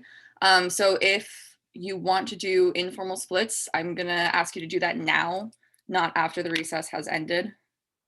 I'm sorry, Representative Smith, I didn't hear you. What time does the recess like officially end? 04. Oh, that's like right now. Okay. Just another minute. It splits. Yeah, so Let's everyone just do can. it. Okay, everyone who wants to do AF, raise your placard. All right, looks like we're 1, 2, 3, 4, 5, 6.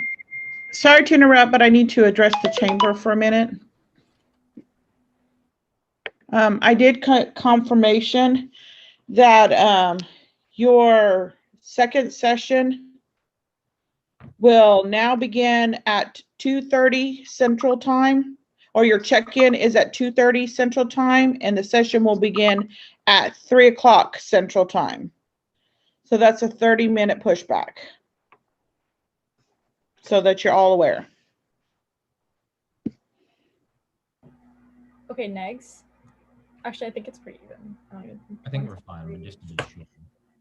Yeah. Okay. Cool. All right. All right, the time is now 12:04 Central Time. Judges, participants, please turn your cameras back on. Representative Chandru, did you have something you want to say real quick? Just a point of inquiry. What time is the hard stop for the session? So hard stop was extended by tab to 1:10 p.m. We should be able to get everyone a second speech. We just need to keep things moving a little bit. Thank you. Yeah, of course. All right, and then both judges, Melton and White, are you with us still? Are you able to turn back on your cameras?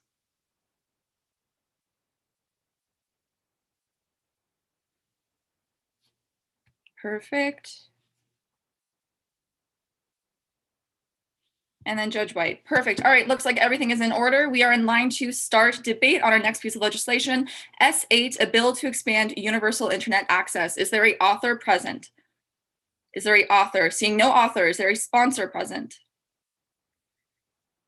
We do need a sponsor for this piece of legislation. Is there a sponsor present in the chamber?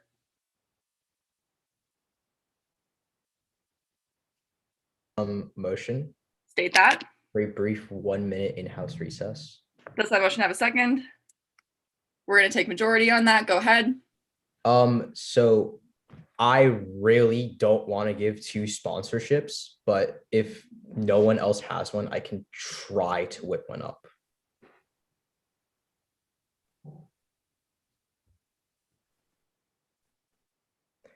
Okay, I'll do my best. I could also attempt to turn my app into a sponsor. Whether or not I can do that fast enough, we'll have to see. Hey guys, I can do that. I'll flip real quick. I have cards for it. I'll just improv the rest. Are you sure you can like do it successfully? All right, unfortunately, that is the end of the 1 minute in-house. Are there any other motions on the floor at this time? All right, seeing none, we are still calling for a sponsor on this legislation. Is there a sponsor on this legislation? Representative Carbassian, you stand unopposed. Thank you, Chair. That is Representative Carbassian. It's going to be my second time speaking during this legislative session. Judges, give me a signal if you're not ready. Otherwise, I will begin.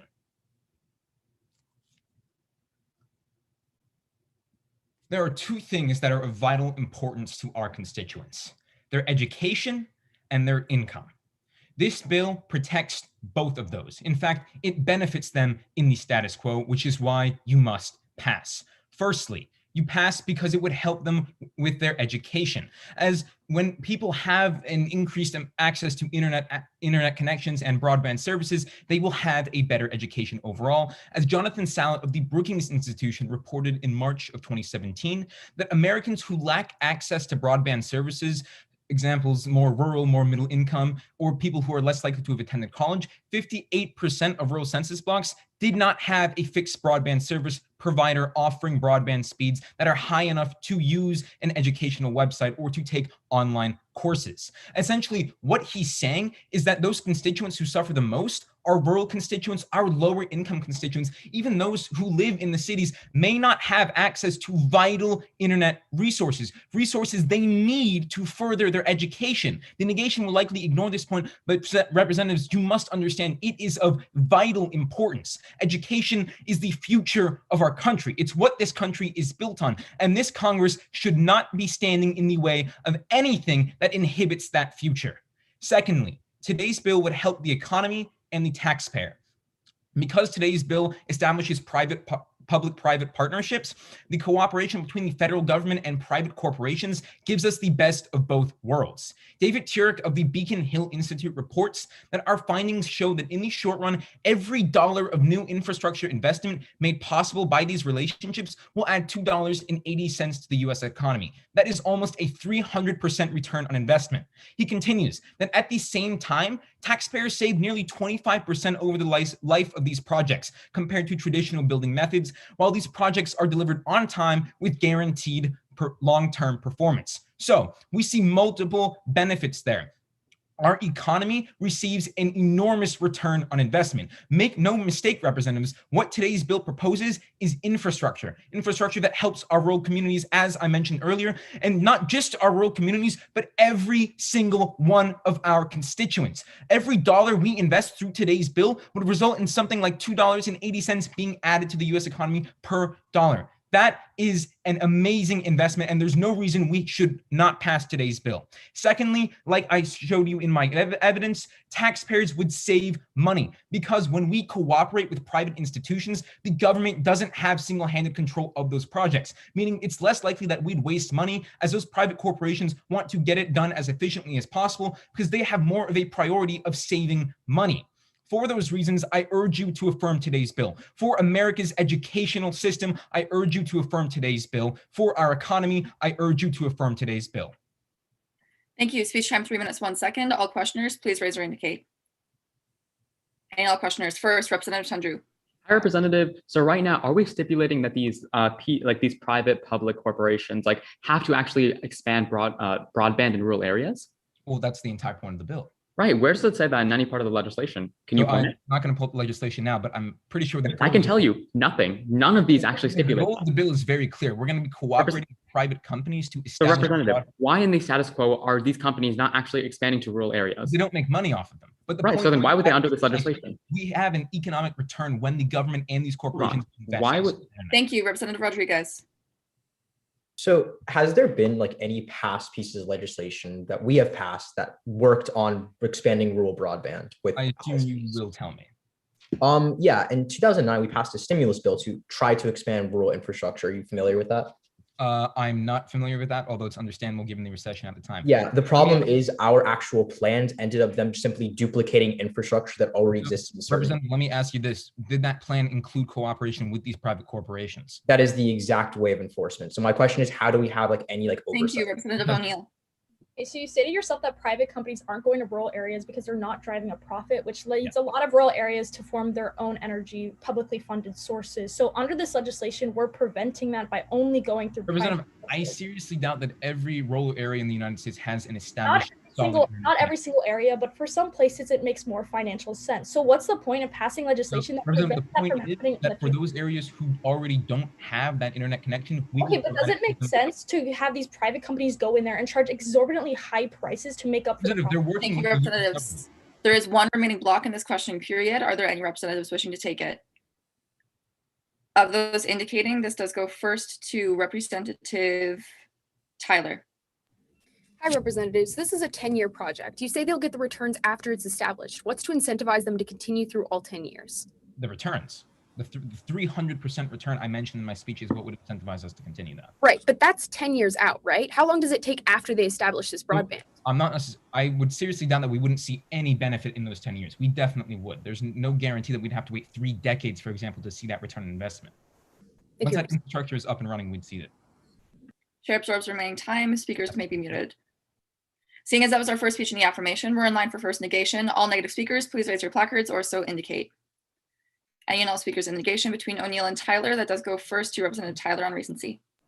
I thank the chair. For the judges, that is Tyler, spelled Tyler. This is my second time speaking this legislative session.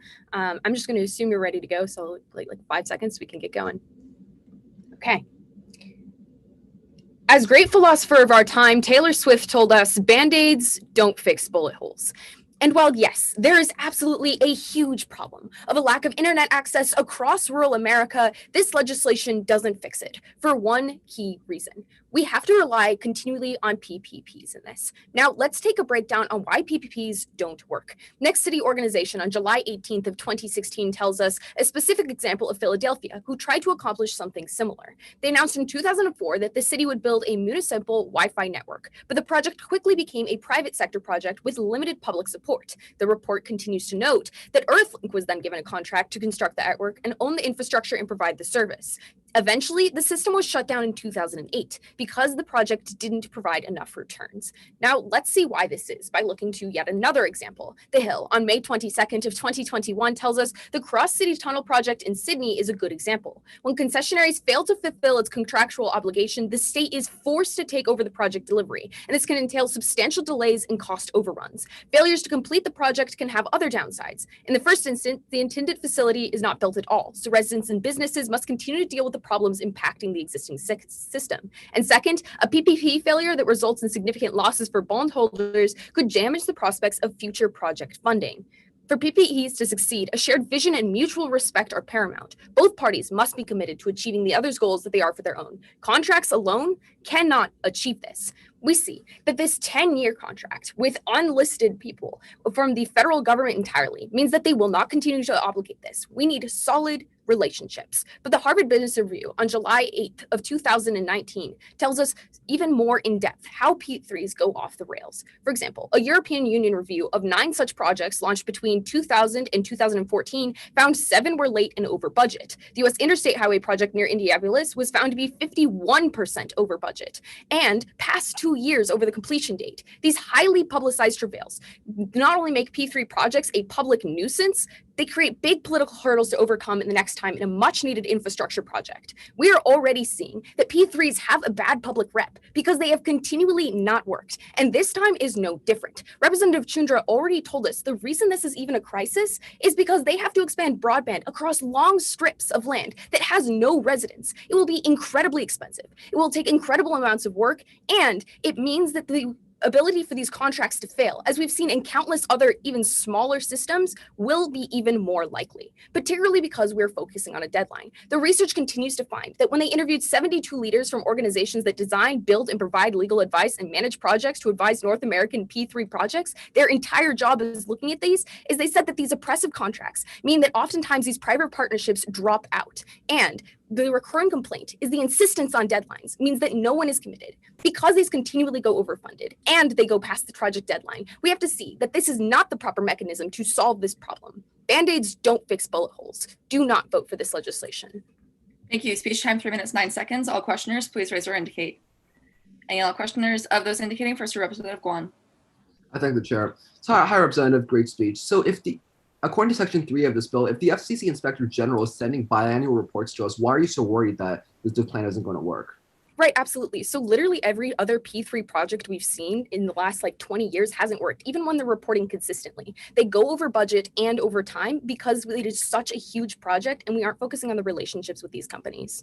Well, it also says that we can freeze subsidies, right? If we determine that they're not being efficient. So hypothetically, but what we can see is, again, as your own side said, it's not going to be a return for so long. Representative Tyler, going off of that point, given sections 3A and B of the bill, can't we simply just snap our fingers and cut those subsidies if the project is shown to be ineffective? Absolutely, we technically could, but what's the point of funding this project if we know it's not going to be effective? We've seen this countless times on every single other project we've tried, and the public doesn't want this. Like I said in my speech, isn't the point of the project to further education for our rural constituents and an economic investment? Yeah, absolutely it is if it were to work, but we can see that it won't work. This project outlines something that is almost impossible if we don't articulate more. Thank you, Representative Hassan Ali. Thank you, Representative. Hi, Representative. So is Philadelphia and Sydney, the two examples that you brought up, are they rural areas or are they urban areas? These are urban areas, which is actually more evidence for the fact that it means that it won't work in the Representative, this bill targets rural areas. So how can you use that metric to compare two bills that didn't even have the same intent or goal? Right, absolutely. So also the study interviewed 72 agencies that work just on P3s, and they said every single project pretty much fails. We can see that actually being urban means that it's more likely to succeed. The rural ability means that Nagarjuna. Okay, what's the difference between this legislation and all these like previous projects you talk about? there isn't much difference. Yeah, there's actually one really big one. This one uses public-private partnerships, right? Because of that, that's why costs actually stay down, so you don't have all these worries that you talk about. Representative, a PPP is a public-private partnership. No, it's not, right? Those previous ones, they're all like public funded. This time, the ISPs are partnered with the government to get those government We're contracts. funding them $8 billion every single year for 10 years. We are funding these projects. No, but when you are funding them in the previous like way, they aren't partnered in. Unfortunately, that does conclude that block. Seeing as that was our first cycle of debate, here on out, we have two 30-second blocks of questioning. We are in line for speech in the affirmation. All affirmative speakers, please raise your placards at this time. Any null speakers in the affirmation? All right, any and all, Representative Rodriguez, thank you. You stand unopposed. I thank the chair for the second and presumably final time in this session. That's Christian Rodriguez, whenever my judges are ready. Beautiful. Presiding officer. Awesome. Then I'll get started.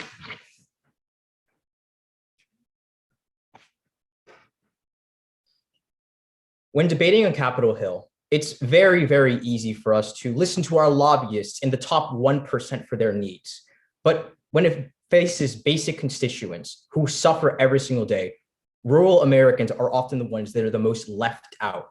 They don't have proper infrastructure, they don't have proper healthcare, and quite frankly, they can't even access the internet half of the time. It is finally time for us to fulfill our responsibility of making sure they are no longer left out by affirming today's legislation. You just heard from the negation, and you'll probably hear for the rest of this debate, this idea that public-private partnerships are going to fail, and as a result, you should negate this legislation. And Representative Tyler did a pretty good job of summarizing that case for the negation. I want to give you a couple reasons as to why you should throw out this argument and not take it into consideration when passing or failing today's legislation. First and foremost, Representative Karbasian, as well as a few other affirmative senators in cross-examination, correctly pointed out sections 3A and 3B, which basically stipulate that if the things Representative Tyler talks about actually do occur, public-private partnerships fail, we simply cut the project. Nothing negative happens. Second, she also doesn't really give a net negative. All she says is that these projects are doomed to fail and we're just simply wasting money. But the fact of the matter is, regardless if you pass or fail, rural Americans are suffering right now. Gordon Gong from Texas Tech University Health Sciences Center in December of 2019 explains that mortality rates are 30% higher in rural communities because of the fact they can't access internet services that can connect them to telemedicine services, connect them to knowing where the nearest hospital is, among other things. Representative Tyler, we shouldn't not try. At the very least, affirm a piece of legislation that has the hope of succeeding. Third of all, she simply cites a few specific instances in urban areas, not even rural areas, of public-private partnerships failing disastrously. Here's the problem with that logic. For every public-private partnership you name that fails, I can name one that succeeds. In fact, the Hudson Institute, in a study from 2019, found that, for example, in just Chattanooga, Tennessee, when public-private partnerships work with the local government, they were able to double the amount of internet rural Americans had in that community. That is an instance of success. But that same Hudson Institute report found the reason why today's legislation would be so successful is it finally gives a financial incentive to private companies to expand to rural Americans, because that's the only barrier. $8 billion in Section 3B in the form of subsidies gives them that financial incentive to finally help these low-income rural Americans. But I want to take it a step further and explain why expanding this rural infrastructure and broadband would reduce the amount of people that die in rural communities. Because Nancy Rowe from the Journal of American Health, or the Journal of the American Heart Association, found in 2020 that expanding rural infrastructure, specifically broadband, would expand telemedicine services that reduce mortality by 40%. It's not just about internet. It's about saving lives. Stop listening to lobbyists and top 1% people that pad our pockets. For that speech of 3 minutes, 10 seconds. That is the conclusion of grace. All speakers, all questioners, please raise your placards at this time. Representative Chandru.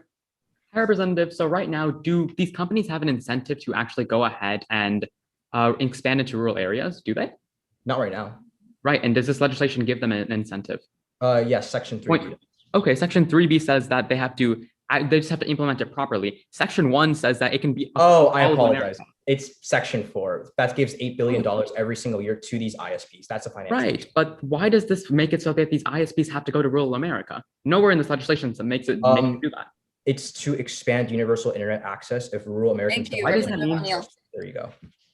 I agree. We shouldn't get rid of P3s everywhere, but where in this legislation does it stipulate that the prices are going to be low enough that rural Americans can actually afford them? So that Hudson Institute study I cited actually says that it can be as low as $10 a month. Some people can't afford that, sure, but it's definitely affordable for the vast majority of rural areas. But if some rural areas are so far that the price to actually expand that far for private companies is high, they're going to charge higher prices, then correct? I would simply argue that's not unique because in an and negative world, they still wouldn't have access. Thank you, Representative. So that's the conclusion of block. You may mute yourselves at this time. Seeing as that was our second speech and affirmation, we're aligned for speech and negation. Negative speakers, please raise your placards or so indicate.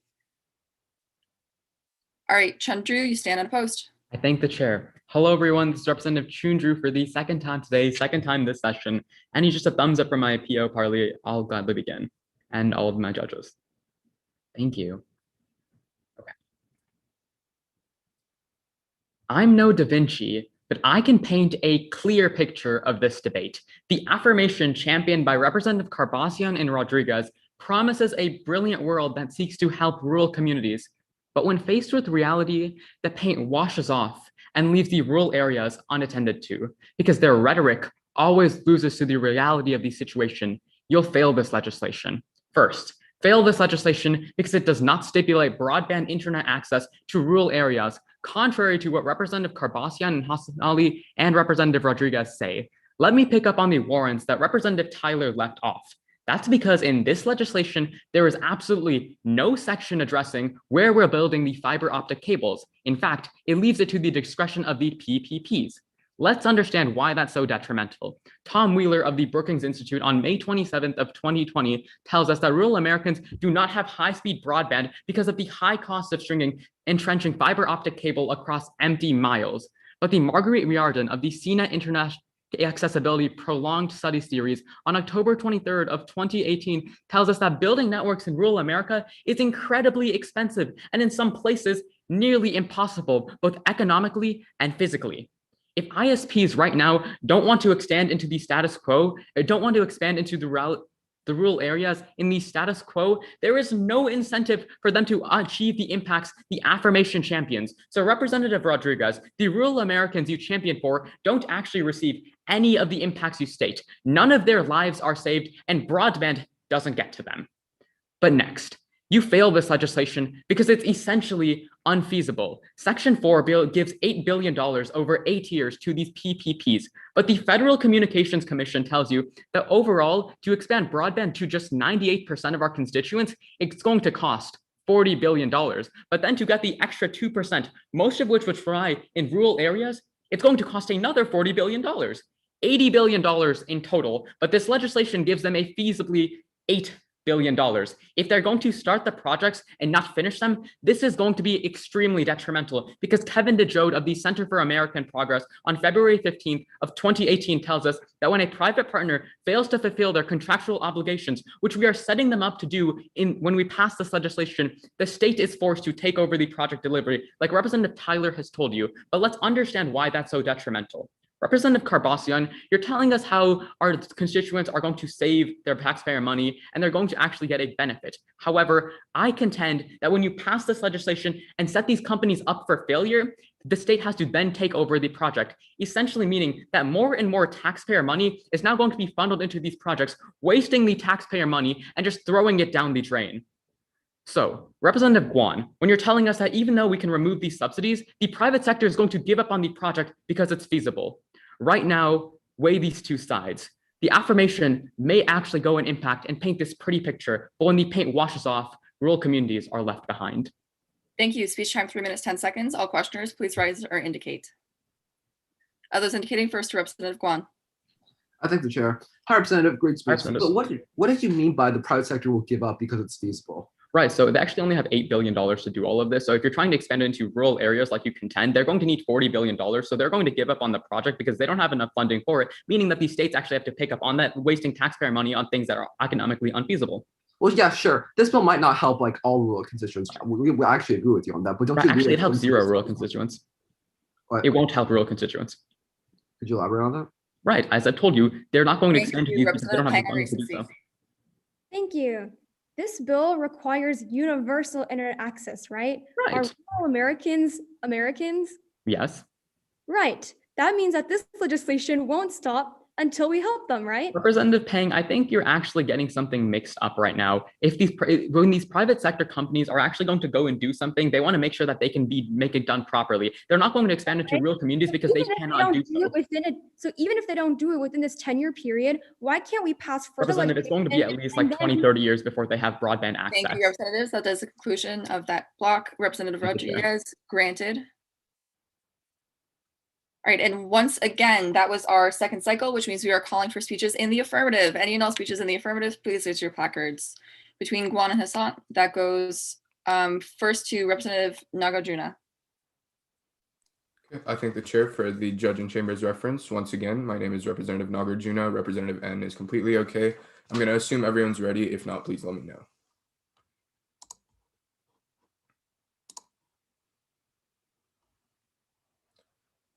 The digital revolution is often called the third industrial revolution, in part because it's accelerated the global economy to new heights. But like in every other industrial revolution, it seems the most marginalized members of our society have been categorically excluded. How many more people must be stripped of the key to unlock their potential before we decide to take action? Find out when you pass. But right now, we are witnessing the growth of a digital literacy divide. We hear the phrase digital literacy thrown around a lot, but what does it actually mean? It essentially refers to an individual's ability to use the internet and its resources to succeed day to day. But the Pew Research Center in March of 2020 found that low-income families were 483% less likely to have access to broadband internet. And the University of Cambridge in July of last year illustrates how wealthy students spend their entire childhoods becoming familiar with how to use online resources to succeed later on in the classroom and workforce. But low-income Americans aren't granted the same privilege. So it turns out, when you can't access the internet, it's really hard to learn how to use it. That's why Rodney Washington at the Universal Journal of Education Research concludes in 2014 that providing low-income Americans with broadband internet access is essential in improving their digital literacy. But why does today's legislation do that? Because Molly Zaslinsky at the Stanford Graduate School of Education in September of 2014 provides the historical confirmation. When low-income students were given free internet access, their online research and multimedia skills improved dramatically. Representative Tyler, I want to address your concerns about prices head on. First, today's legislation uses public-private partnerships, which increase industry competition to get government contracts in the first place. So ISPs will be lowering both production and consumer costs. And second, Representative O'Neill mentions high prices in cross-sex, and Representative Chandru champions it in the previous speech. But Reuters wrote in March of last year that previous P3s led to price drops. And that's actually because the CIA found in 2010 that we have 7,000 ISPs. Essentially, what that leads to is that competition drives the price down. And even if it doesn't, the whole point of this legislation is exactly why we subsidize that cost. So, Representative Tyler, that means corporate profits go up while consumer prices go down because broadband access can be provided cheaper. So companies have no incentive to discriminate consumer access to their services. But why are digital skills so crucial to develop? These skills are becoming a necessity in the workforce. Joint analysis by the Urban Institute and Federal Reserve Bank concluded in February of 2020 that by 2024, 91% of jobs will require workers to have digital skills, and even getting those jobs in the first place will require a significant degree of internet illiteracy. If we allow this digital literacy for everyone with today's legislation, we allow people to actually get the well-paying jobs without forcing low-income Americans to fend for themselves.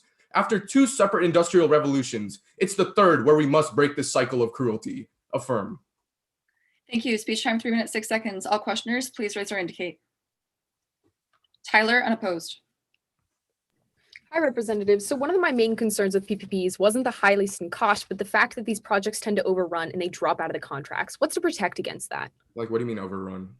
Yeah, absolutely. So as I provided in my speech, with 72 interviews of firms that do this specifically, continually these projects overrun because there's not proper management. Yeah, right. But Representative Rodriguez actually like specifically responded to that, right? Because that's when they're spread out over Right, time. But so- with this legislation specifically, you are giving them that $8 billion, which actually keeps them in the project. There's So the we give them $8 billion every year for 10 years, right? So Thank this you. 10 years Representative period. Zipar. Thank you. How do you build fiber optic cables through a mountain in rural Kentucky? Right. So like, okay. You can't. It's impossible. Fiber optic works in urban areas, but in some rural areas, This it legislation cannot be actually, installed. because of that, in previous P3s, what this legislation offers is that extra funding, which actually makes it possible, right? No, I'm saying funding aside, you have $1 billion. Okay. How can you install fiber optics? Right. Point is it like not all low-income Americans are rural population. I also advocate for the low-income population as well. Got it. Thank you, Representatives. That does conclude that block. Granted, Rodriguez. All right, perfect. And I did see that our tab representative did drop out, but I'm assuming that is all fine since we didn't have any notes beforehand. So we're just going to keep on moving without. Seeing as that was our third in the affirmation, we're calling third negation. Speakers in negation, please raise your placards at this time. Speakers in negation, Representative O'Neill, you stand unopposed. I thank the chair for the judges. That is Representative O'Neill. Speaking on the negation of this piece of legislation, I'm just going to take a verbal indication that you're not ready to go ahead and begin. But other than that, I'll just give a couple seconds. And for all clarification, I will be timing myself. All right, I'll go ahead and begin. The biggest nightmare many of us face, the internet, is out. Today, we sit in our rooms talking to fellow Congresspeople from all across the nation through our screens, and through every speech, we live in fear that that internet will go out. But for some people, that nightmare is never ending. High prices and monopolies make universal access impossible, yet this legislation only exacerbates it. Negate. But first, it's not simply about extending internet, but about making it affordable for everyone. In 2019, Pew Research found that half of non-broadband users still say they don't subscribe to the service because it's too expensive, and nearly 1 in 5 households that make under $30,000 annually do not have online access because of prices, refuting Representative N's claims that we have affordable access already. When this legislation does nothing to solve the price issue that puts Americans across the entire nation without internet, not just in rural areas that Representative Kerbasian highlights, you don't actually expand universal access. In fact, the legislation only exacerbates the problem of exclusion through its sole use of public-private partnerships. Representative N asked if past evaluations of effectiveness were actually focused on P3s, and I have the answer. The Senate Joint Committee on Economic Affairs has found that public-private partnerships are likely to fund projects in more densely populated urban areas where there are more opportunities for profit. This ensures two things. A, they will not expand to rural Americans, and B, if they do, they will be forced prices that they cannot afford to actually ensure a profit. Representative Kerbasian, in questioning, failed to explain how companies are going to make profits in these areas without charging exorbitant prices. The only way to ensure universal access is for the FCC to review prices and regulate rates where necessary, ensuring areas without competition aren't able to run up prices. Representative Rodriguez, in questioning, stated that passing this legislation will at least give some access. But that brings me to my second point. I want to be the first to show the solvency of alternatives that aren't seen in this legislation. I want to separate myself from Representative Tyler and say that we should have P3s in some locations. But what Representative Rodriguez misses in his points is that not all rural communities can pay for the prices of P3s. Why? Every year, telecom lobbyists fight hard to keep their monopolies. In fact, according to Broadband and Now, more than 20 states have laws that ban or put roadblocks to municipal broadband projects that might allow some cities to provide alternatives and compete. Representative Aim claims to advocate for competition that lowers prices. However, understand that part of that competition comes from city-owned utilities and localized sourcing that are prevented through this legislation. In 2010, the Electric Power Board of Chattanooga, the city-owned utility known as EPB, began offering high-speed internet to all its residents for free by localizing their broadband data. wake our country from the nightmare of limited internet access and negate this legislation for better solutions. Thank you. Speech time, 3 minutes, 8 seconds. All questioners, please raise or indicate. Of those indicating, first Representative Rodriguez. So if like these private companies build broadband infrastructure in low-income communities and charge rates that no one can afford, how would they profit? Okay, that's exactly the point. They're charging exorbitant prices to make a profit if we're forcing them to move to these rural areas where it costs more to have infrastructure. But what I'm asking is, if no one can afford it and they don't make a profit, like why would they charge such high rates? Well, some people can't, because they're not going to make a profit. They need to make a profit after all the infrastructure that they're going to build. And why? Like, is there just going to be like one wealthy neighbor that pays? What's the point of having private enterprise? Representative Lynn. Solutions.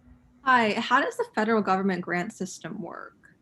Okay, so depending on different areas, they're going to give certain money to different locations or different businesses to develop the infrastructure they need. Right, these companies have to apply for our funding and then we have to work out terms in a contract. Why can't we stipulate all of the concerns you have in those contracts? Because it's just not going to happen. No company is going to willingly put themselves through infrastructure building that's not going to show a profit when there's already municipalities that are able to provide localized internet structure. Thank you, Representatives. That does conclude that block. Seeing as that was our third speech in the negation, we're in line for a fourth affirmation. Speakers in the affirmation, please raise your placards at this time. That goes first to Representative Guan on recency. I thank the chair. Again, I'm going to keep this quick. I'm Representative Guan, that's spelled G-U-A-N. I'm speaking for the second and probably last time in this session on the affirmation of this bill. Can I please get a nod or thumbs up from the judges, PO, and parliamentarian whenever you're ready? I will begin. Wonderful, wonderful. Thank you. We sit in this chamber to represent our constituents, but for far too long, we've ignored the pressing issue of internet access in our country. Today, we remedy that problem by passing. First, let's quantify the current problem. Business Insider explains in March of 2020 that millions of Americans lack reliable internet access, with the actual number likely being way higher than the government has actually estimated. Last October, an analysis by Microsoft found that nearly half of Americans lacked fast broadband internet.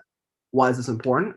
Representatives Karbasi and Najruna made excellent points regarding education, so let me take a different approach. The Harris poll explains in March of 2021 that as many people sought out virtual hospital visits for the first time during the pandemic, roughly 65% of people plan to continue using telehealth even after the pandemic. Telemedicine can boost convenience, improve care management, and reduce hospitalization rates for high-risk adults, according to McKnight Senior Living.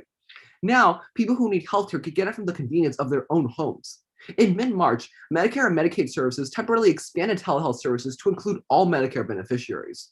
Under the expansion, those living in homes and healthcare settings outside rural areas can now access telehealth services for office visits, preventive health screenings, and mental health services.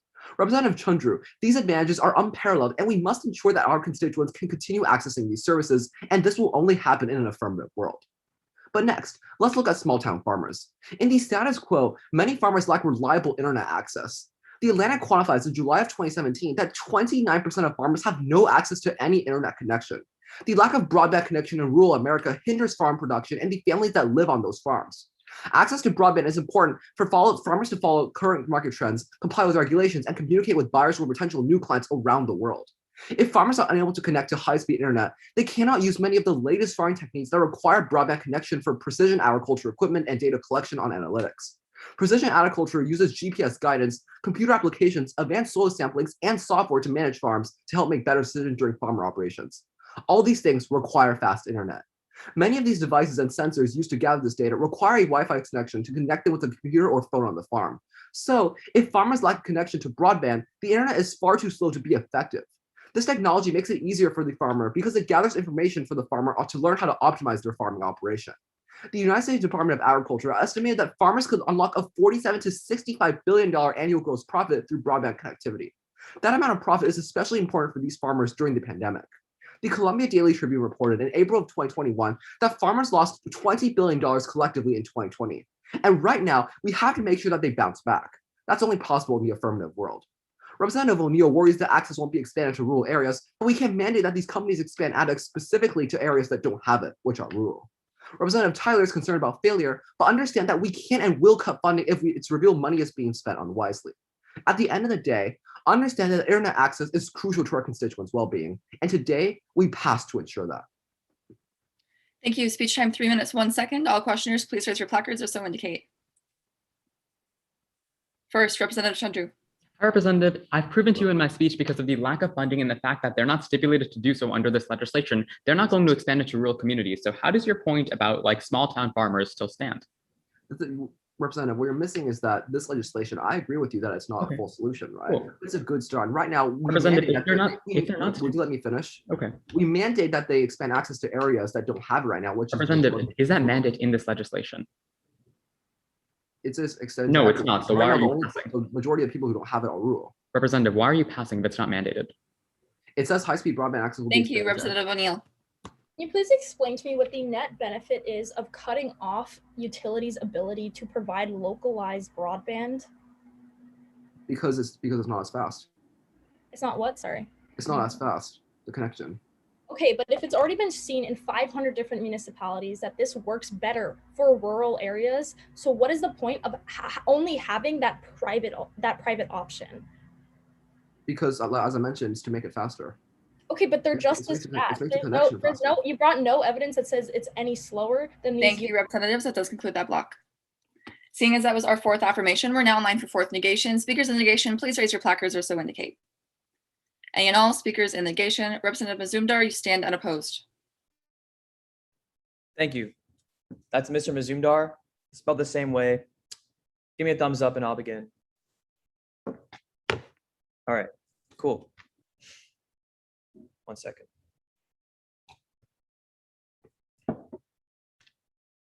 Usually I'm an indecisive person. It takes me hours to find the right Netflix show to watch. And by the time I settle on something, my tea has gone cold, my friends have got up to do something else, and I've settled on watching the Great British Baking Show. But in today's round, I'm not settling for anything less than a negations ballot. This bill is the easiest decision I've made this entire week. First, let's rewind the tape on today's debate before we buy into the affirmations vision. There's been a critical misconception in today's round. Section 1 of this bill locks all internet projects into using fiber optic. You just heard from Representative Guan and the rest of the affirmation that they assume that because fiber optic is fast, it's the best internet infrastructure we have.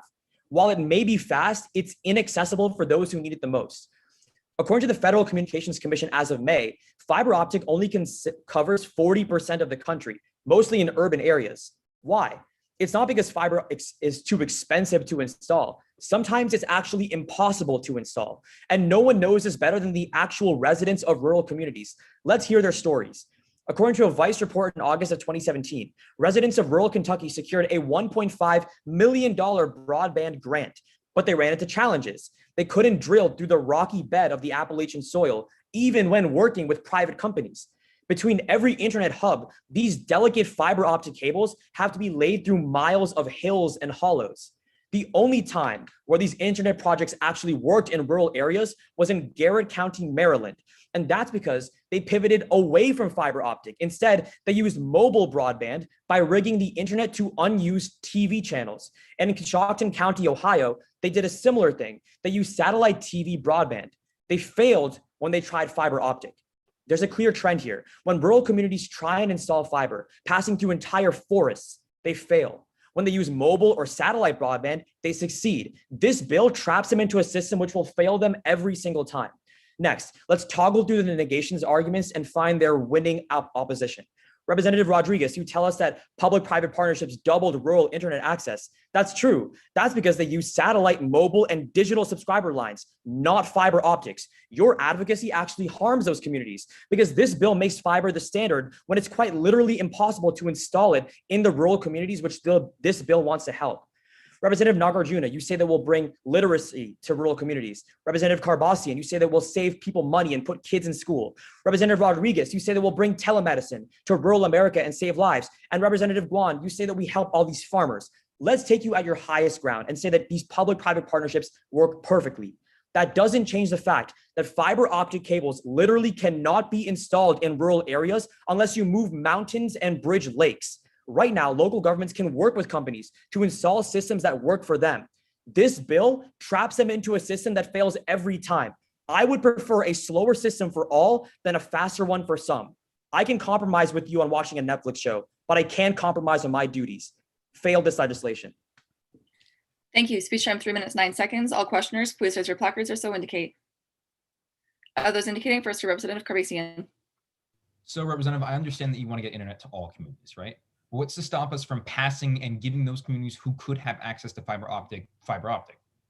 Because fiber optic cannot penetrate rural communities. But Representative, you only provided a few examples, right? There's no way that that is applicable to every single rural community, correct? Even if it's only a few communities, the fact that this bill traps them into using fiber optic and they can't use satellite and they can't use mobile is a reason to fail. Some better than none. There's no guarantee we go back and pass different legislation. Well, right now they have their own solutions that are working for them. You heard that from Senator O'Neill. Thank you, Representative Hassan Ali. Representative. So Section 3A and 3B gives this Congress the discretion to halt these projects if they're ineffective. What's the net harm in passing this bill and stopping or reforming it if it's ineffective? Halt them right now by failing this bill. But several people on the affirmative has shown you that there are net benefits. So why can't we pass this bill and then if it's ineffective, halt this project? Because past precedent has shown us that unless you can destroy like entire mountains and hills, you cannot lay fiber optics. There's no reason to even begin the process. Thank you, Representatives. That does conclude that block. Thank you. Seeing as that was our fourth cycle of debate, we're moving now to our fifth speech in the affirmation. Affirmative speakers, please raise your placards. Of those indicating, first to Representative Lin. I thank the chair. That's Representative Lin, just spelled L-I-N. I was the fourth speaker on the previous bill. I know we're trying to get through this quickly, so if you're not ready, just let me know. Okay, awesome.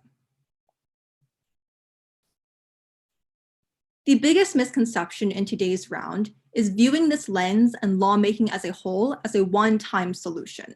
I don't think that any of the speakers on the affirmation are proposing that this is a perfect bill or that it'll fix and solve every single problem that we have with broadband internet access across the nation.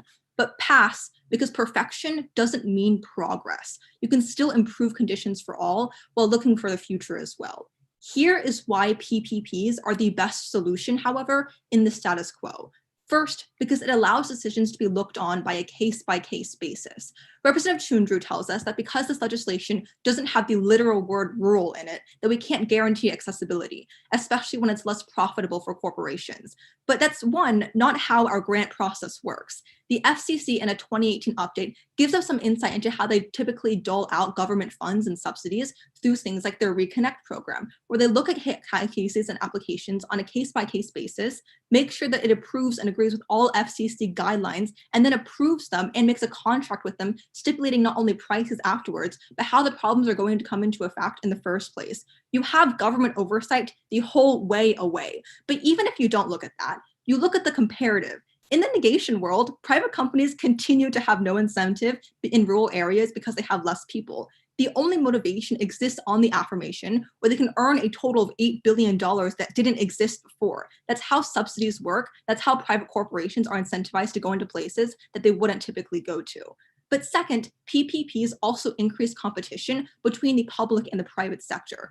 Representative O'Neill tells us that prices are going to be too high and municipal projects are better. First, the problem with that is that we can't mandate states or municipalities to do this on their own. The only thing we can do as the federal government is try and solve back for all of those cases as possible. And this bill doesn't block those from happening either. They're not mutually exclusive. In fact, REPEC in 2016 explains why having them happen both at the same time can be in the best interest of the people living there. Private and public internet service providers, when they exist in the same municipality, end up competing each other and lower prices up to 5 to 6 times the original amount, making it so much more affordable for the people who are living there. But you need internet in the first place to even access those benefits. That's why you get the federal government involved and you don't rely on city action.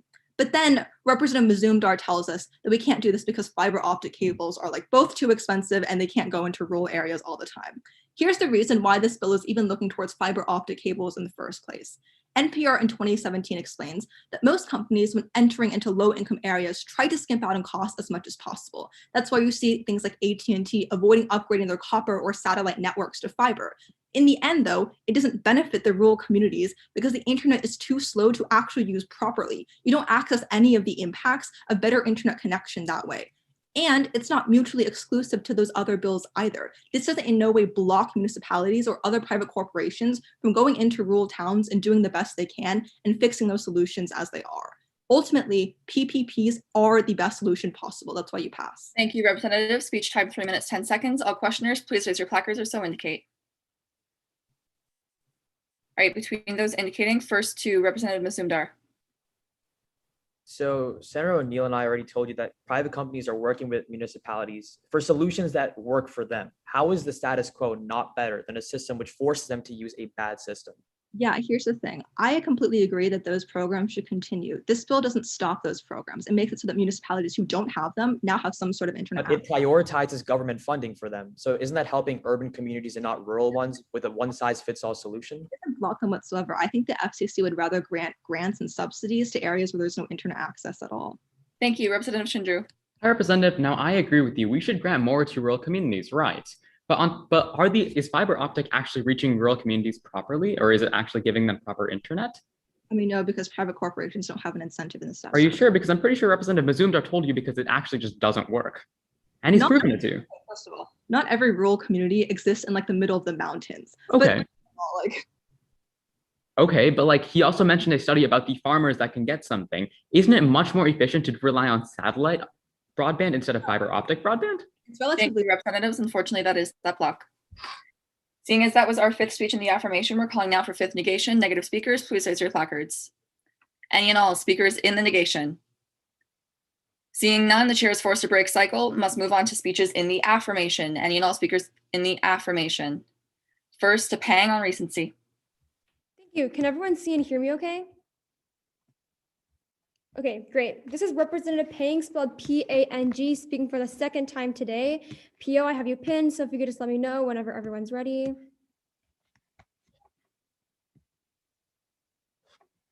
Great.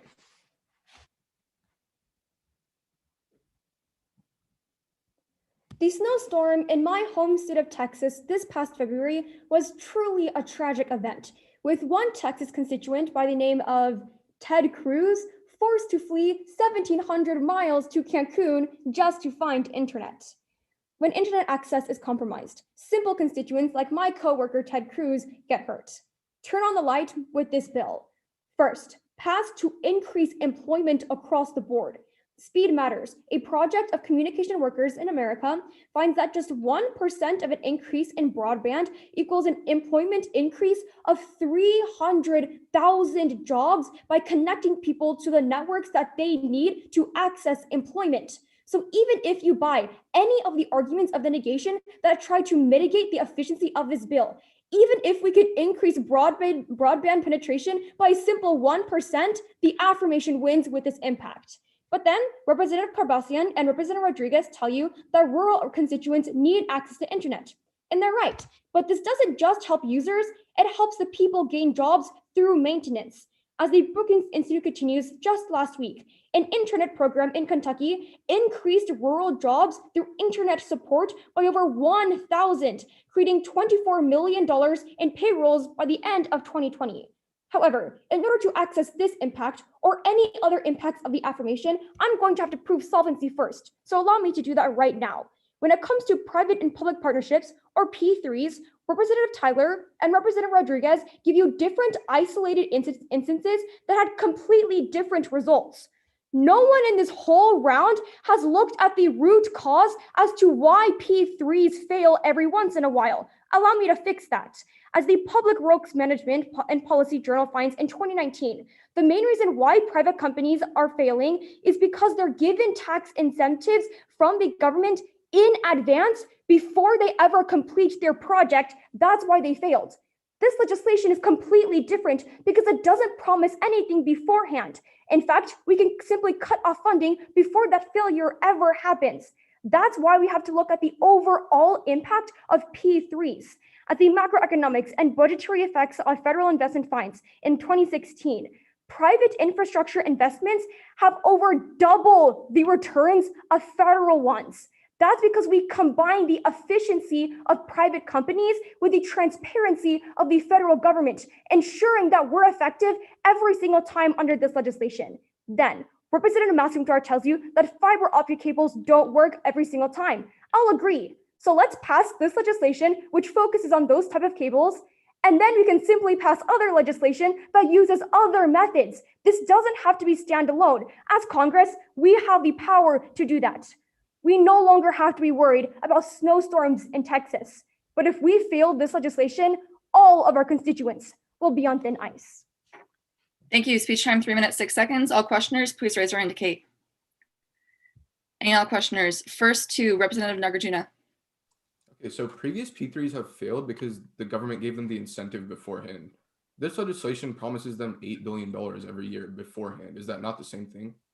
No, because it's $8 billion that goes over a period of time, that's money that's supposed to go into the projects themselves. That's not tax incentives. Those are two completely different. But the problem is, in the evidence you cited, the reason they failed is because it was promised to them beforehand. But They also need it beforehand. Right, but that money doesn't go to their direct profits the same way tax incentives do, so they're not motivated. It goes to the project, exactly. Thank you. Representative Rodriguez on precedents.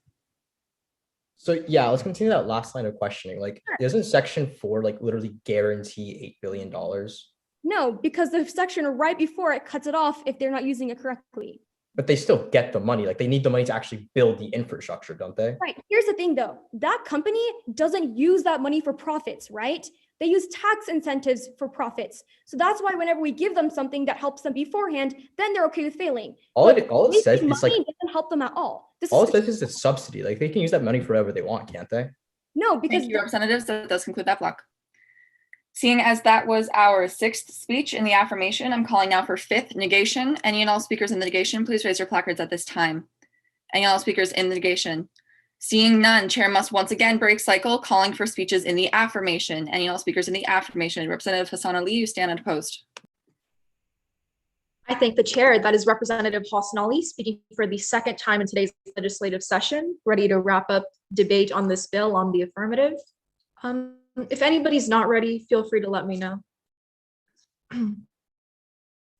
Okay. Look at us. Look at us here today with our laptops, fancy suits, and a roof above our heads. We often take these everyday privileges as rights, but there are many people in this country who can't even imagine these to be privileges in the future. And it is for those very people that we will be affirming today. Now, at the start of today's debate, Representative Kabassian told us about middle income and rural residents. But what no one has told you in today's debate are minority communities. That's because the people that belong to already marginalized minority communities are the ones that are hit hardest by the effects of this pandemic. I'm talking about people whose children's education is suffering because they can't afford large internet prices, or the people who have been laid off from their jobs but don't have access to affordable internet to work from home. In fact, Pew Research tells us in June of 2019 that racial minorities, older adults, rural residents, and people with lower levels of education are less likely to have broadband service at home. Representative Tyler told us that this bill won't work for the fundamental reason that we aren't prioritizing the direct relationship between public and private companies. That's not entirely true because, as Representative Rodriguez started to tell you, Section 3A and 3B provides a checks and balances system that gives this Congress further oversight. From there, this debate became really confusing. Let me start to wrap it up by explaining exactly what an affirmative ballot does. When we give these low-income Americans access to more affordable internet, they become more integrated into society, as Representative Rodriguez said, improve digital literacy, championed by Representative Nagarjuna, and they get to continue their children's education and their jobs. That is why you affirm today's legislation, because you're able to see the impacts and because the affirmative has been able to prove efficacy. But now that we've proved efficacy, Representative Chundru and O'Neill relied on the argument that there's no incentive. Let's prove that wrong, since Representative Rodriguez wasn't able to do that entirely in questioning. You see, when people are able to afford the internet service providers also have more customers and their prices go down. The FCC themselves in 2018 tell us that there are more than 14 million people without any internet access. That is millions and millions of Americans that are being left behind. So Representative O'Neill, when these internet service providers gain more customers, they also lower consumer costs. Representative Chundru told you that it's way too expensive to even build in rural areas. Representative Chundru, I would argue that the lives we are losing and the oppression we are enforcing are even more costly. The affirmative outweighs on every single front. Pass this bill. Thank you, Representative. Speech time 3 minutes, 4 seconds. All questioners, please raise your placards at this time. Any and all questioners. Of those indicating, this questioning period does go first to Representative Mazumdar. Good afternoon. Order, Representative Tyler has that first. Oh, my apologies. That is to Tyler. Thank you. I thank the chair. Representative, in my speech, I provided you 72 interviews from organization leaders that specify in PPPs that said it fails for multiple reasons and continually fail. Why is this any different? Okay, so fundamentally, one of your arguments was based on the fact of Sydney and Philadelphia. All of those examples, plus some of the other examples that speakers on your side proved, were all in urban areas. That provides us no solvency for how this bill is going to impact rural areas. Thank you, Representative. Thank you, Representative Lynn. Are you paying? I saw your placard sneaking up. Are you trying to question? Oh no, I was just adjusting my placard. Okay, perfect. Representative Mazumdar. Okay.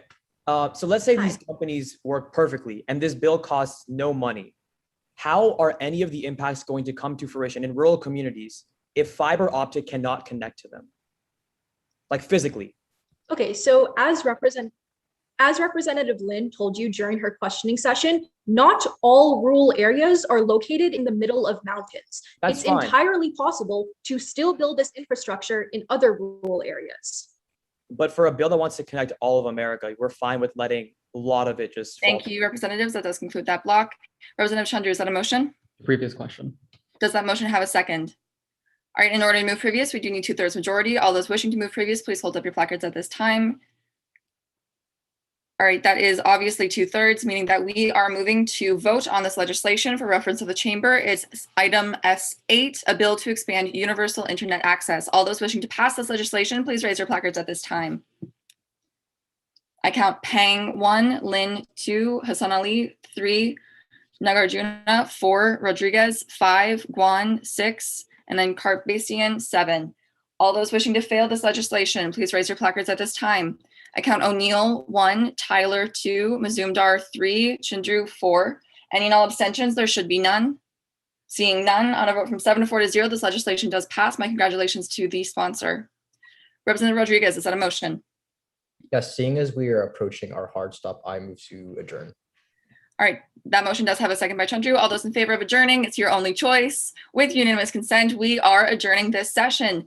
Congratulations to everyone. We were able to sneak in 2 speeches for everyone in the chamber, so I'm kind of excited about that.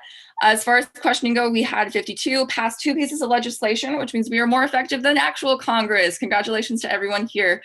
Just for reference of the chamber and for the judges, I am Representative Smith. I am a competitor during this chamber. That's all you need to know about me. And Parley, everything is now for you. Awesome. Thank you. What a great freaking first session, y'all. I want to make this as fast as possible when we get back from lunch. So what I'm going to do is in the check-in period, we'll make sure everyone's here.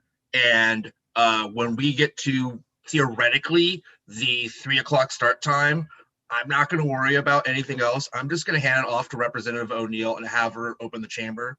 You don't really need me to do anything. We've already elected you. We have the agenda set. Let's get on the floor and running and have 2.5 hours of debate to finish up the day. All right. The only other thing I need is judges. I don't know if you looked in the chat. Just make sure you've ranked the top 8. Submit 2 scores for the PO. You cannot leave the chamber until you have submitted your rankings. I will see the rest of you at 2:30 for the check-in. We will have a 3 o'clock hard start, not stop. That would be not so good. So I'll see you all. You'll have a great lunch. Quick question, is that Central or Eastern time? Central. Okay, perfect. I also have a question. Yes. During my other rounds, we were able to start 10 minutes early per tab. Do you think we can do that? We can't live stream. Okay. Oh, the live stream, sure. Yeah, Okay. You're famous. You're famous. My dog was famous for a little while too. So, yeah. Wait, questions. It's 3 p.m. Yes. Central Time. We start again. Or is We that start. check-in? We have a 2:30 check-in Central Time. We have a hard start at 3 o'clock when Representative O'Neill. So check-in is will- an hour and a half from now, right? Roughly. That is correct. Yeah, okay. I can't do time conversion. Thank you guys for judging. Thank you so much for Thanks judging. for the judges. Bye, everyone. Thank you. Good luck, everyone. Have a great day. Carly, do you need anything from me as far as speeches or questions? No, you're good. You're good. Awesome Alright. job, by the way. Thank you. Thanks. Judges, thank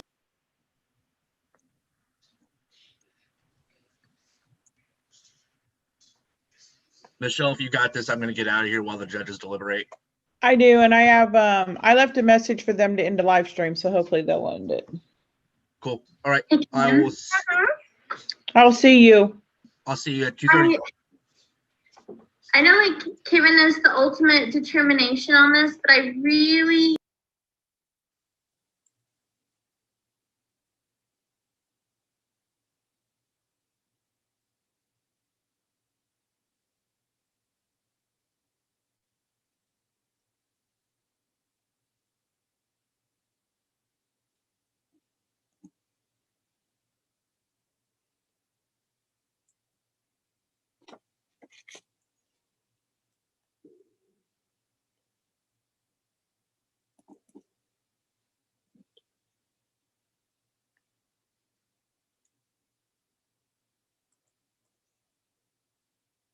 If you've submitted your rankings ballot, you can always go back and edit your comments, but if you've submitted your rankings, you can go ahead and go. Thank you for all your help today. I appreciate it.